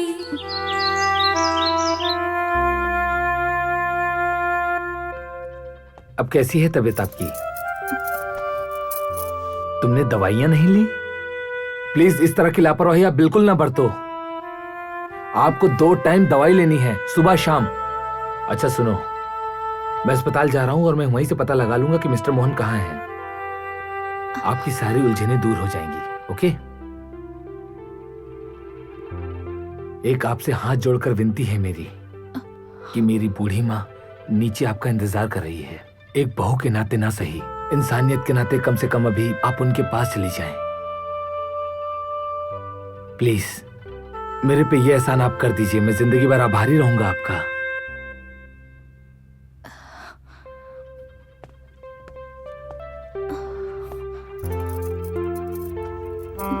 देखा, ये लोग का जोड़ी बहुत बढ़िया बा, हमके तो माई क्लिनिक जाता नहीं, आशीर्वाद दा। ये तोहर का तरीका भइल बेटा, बैठा पहले ही यहाँ। हमार बात सुना, काले तू शादी करके अइला हा, आज सवेरे सवेरे अस्पताल जत बड़ा। वो पराई घर से आई लड़की का सोची? जाए के जरूरी बा बाबूजी, 2-3 ठो ऑपरेशन बा, और शादी तो हम कहीं नहीं। हाँ, उन्हन के जान काहे खतरा में डाली, हम बताई रहुआ। का रे विवेक, 6 साल तक बराबर इनकार करत रहे, और आज अचानक बहू ले अइला अपन माई के खातिर, काहे कि हम ज्यादा दिन ना जी पाए। अरे रे, ऐसे काहे बोले तारिस माई? यहाँ तू बिल्कुल स्वस्थ हो जाइबे। और एक बात सुन ले, 6-7 दिन के अंदर तू बिस्तर छोड़ देबे और अपना पोते के साथ तू खेले लग बे। ऐसा बातें मत करा। डॉक्टर के जैसन ना, बेटा जैसन बात कर। अच्छा ही बता, लड़की कैसन लागल? बहुत अच्छा बिया माई, अब नीचे औते रहे, तू तो जनते बाड़ू कि हमार कमरा के कितना किताब उताब गिरल रहे, तो वह सरिया लगलस। थोड़ा देर में नीचे आ जाई। मन मिल गइल तू दोनों के, एक दूसर के पसंद आ गइल तू दोनों। हाँ माई, पसंद कर लेनी है। जाना था बेटा, तू कबो शांता के भुला ना पाइबा। ई भी ना कह सकत है कि मरे वाला के मन से भुला देवे के चाहिए, लेकिन ओकरा खातिर जिए वाला के दिल दुखावे के ना चाहिए। पर ऐसा का कर देनी हम आई?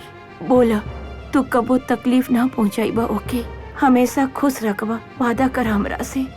अरे माई, कैसन बात करता रू? हाँ, तहार बेटा तारा के वचन देवता कि दिव्या के खुशी के खातिर हम कुछ भी करब, ओकर हर इच्छा पूरा करब माई हम। ठीक कहा था सावित्री। प्रणाम। अच्छा हम जाता नहीं।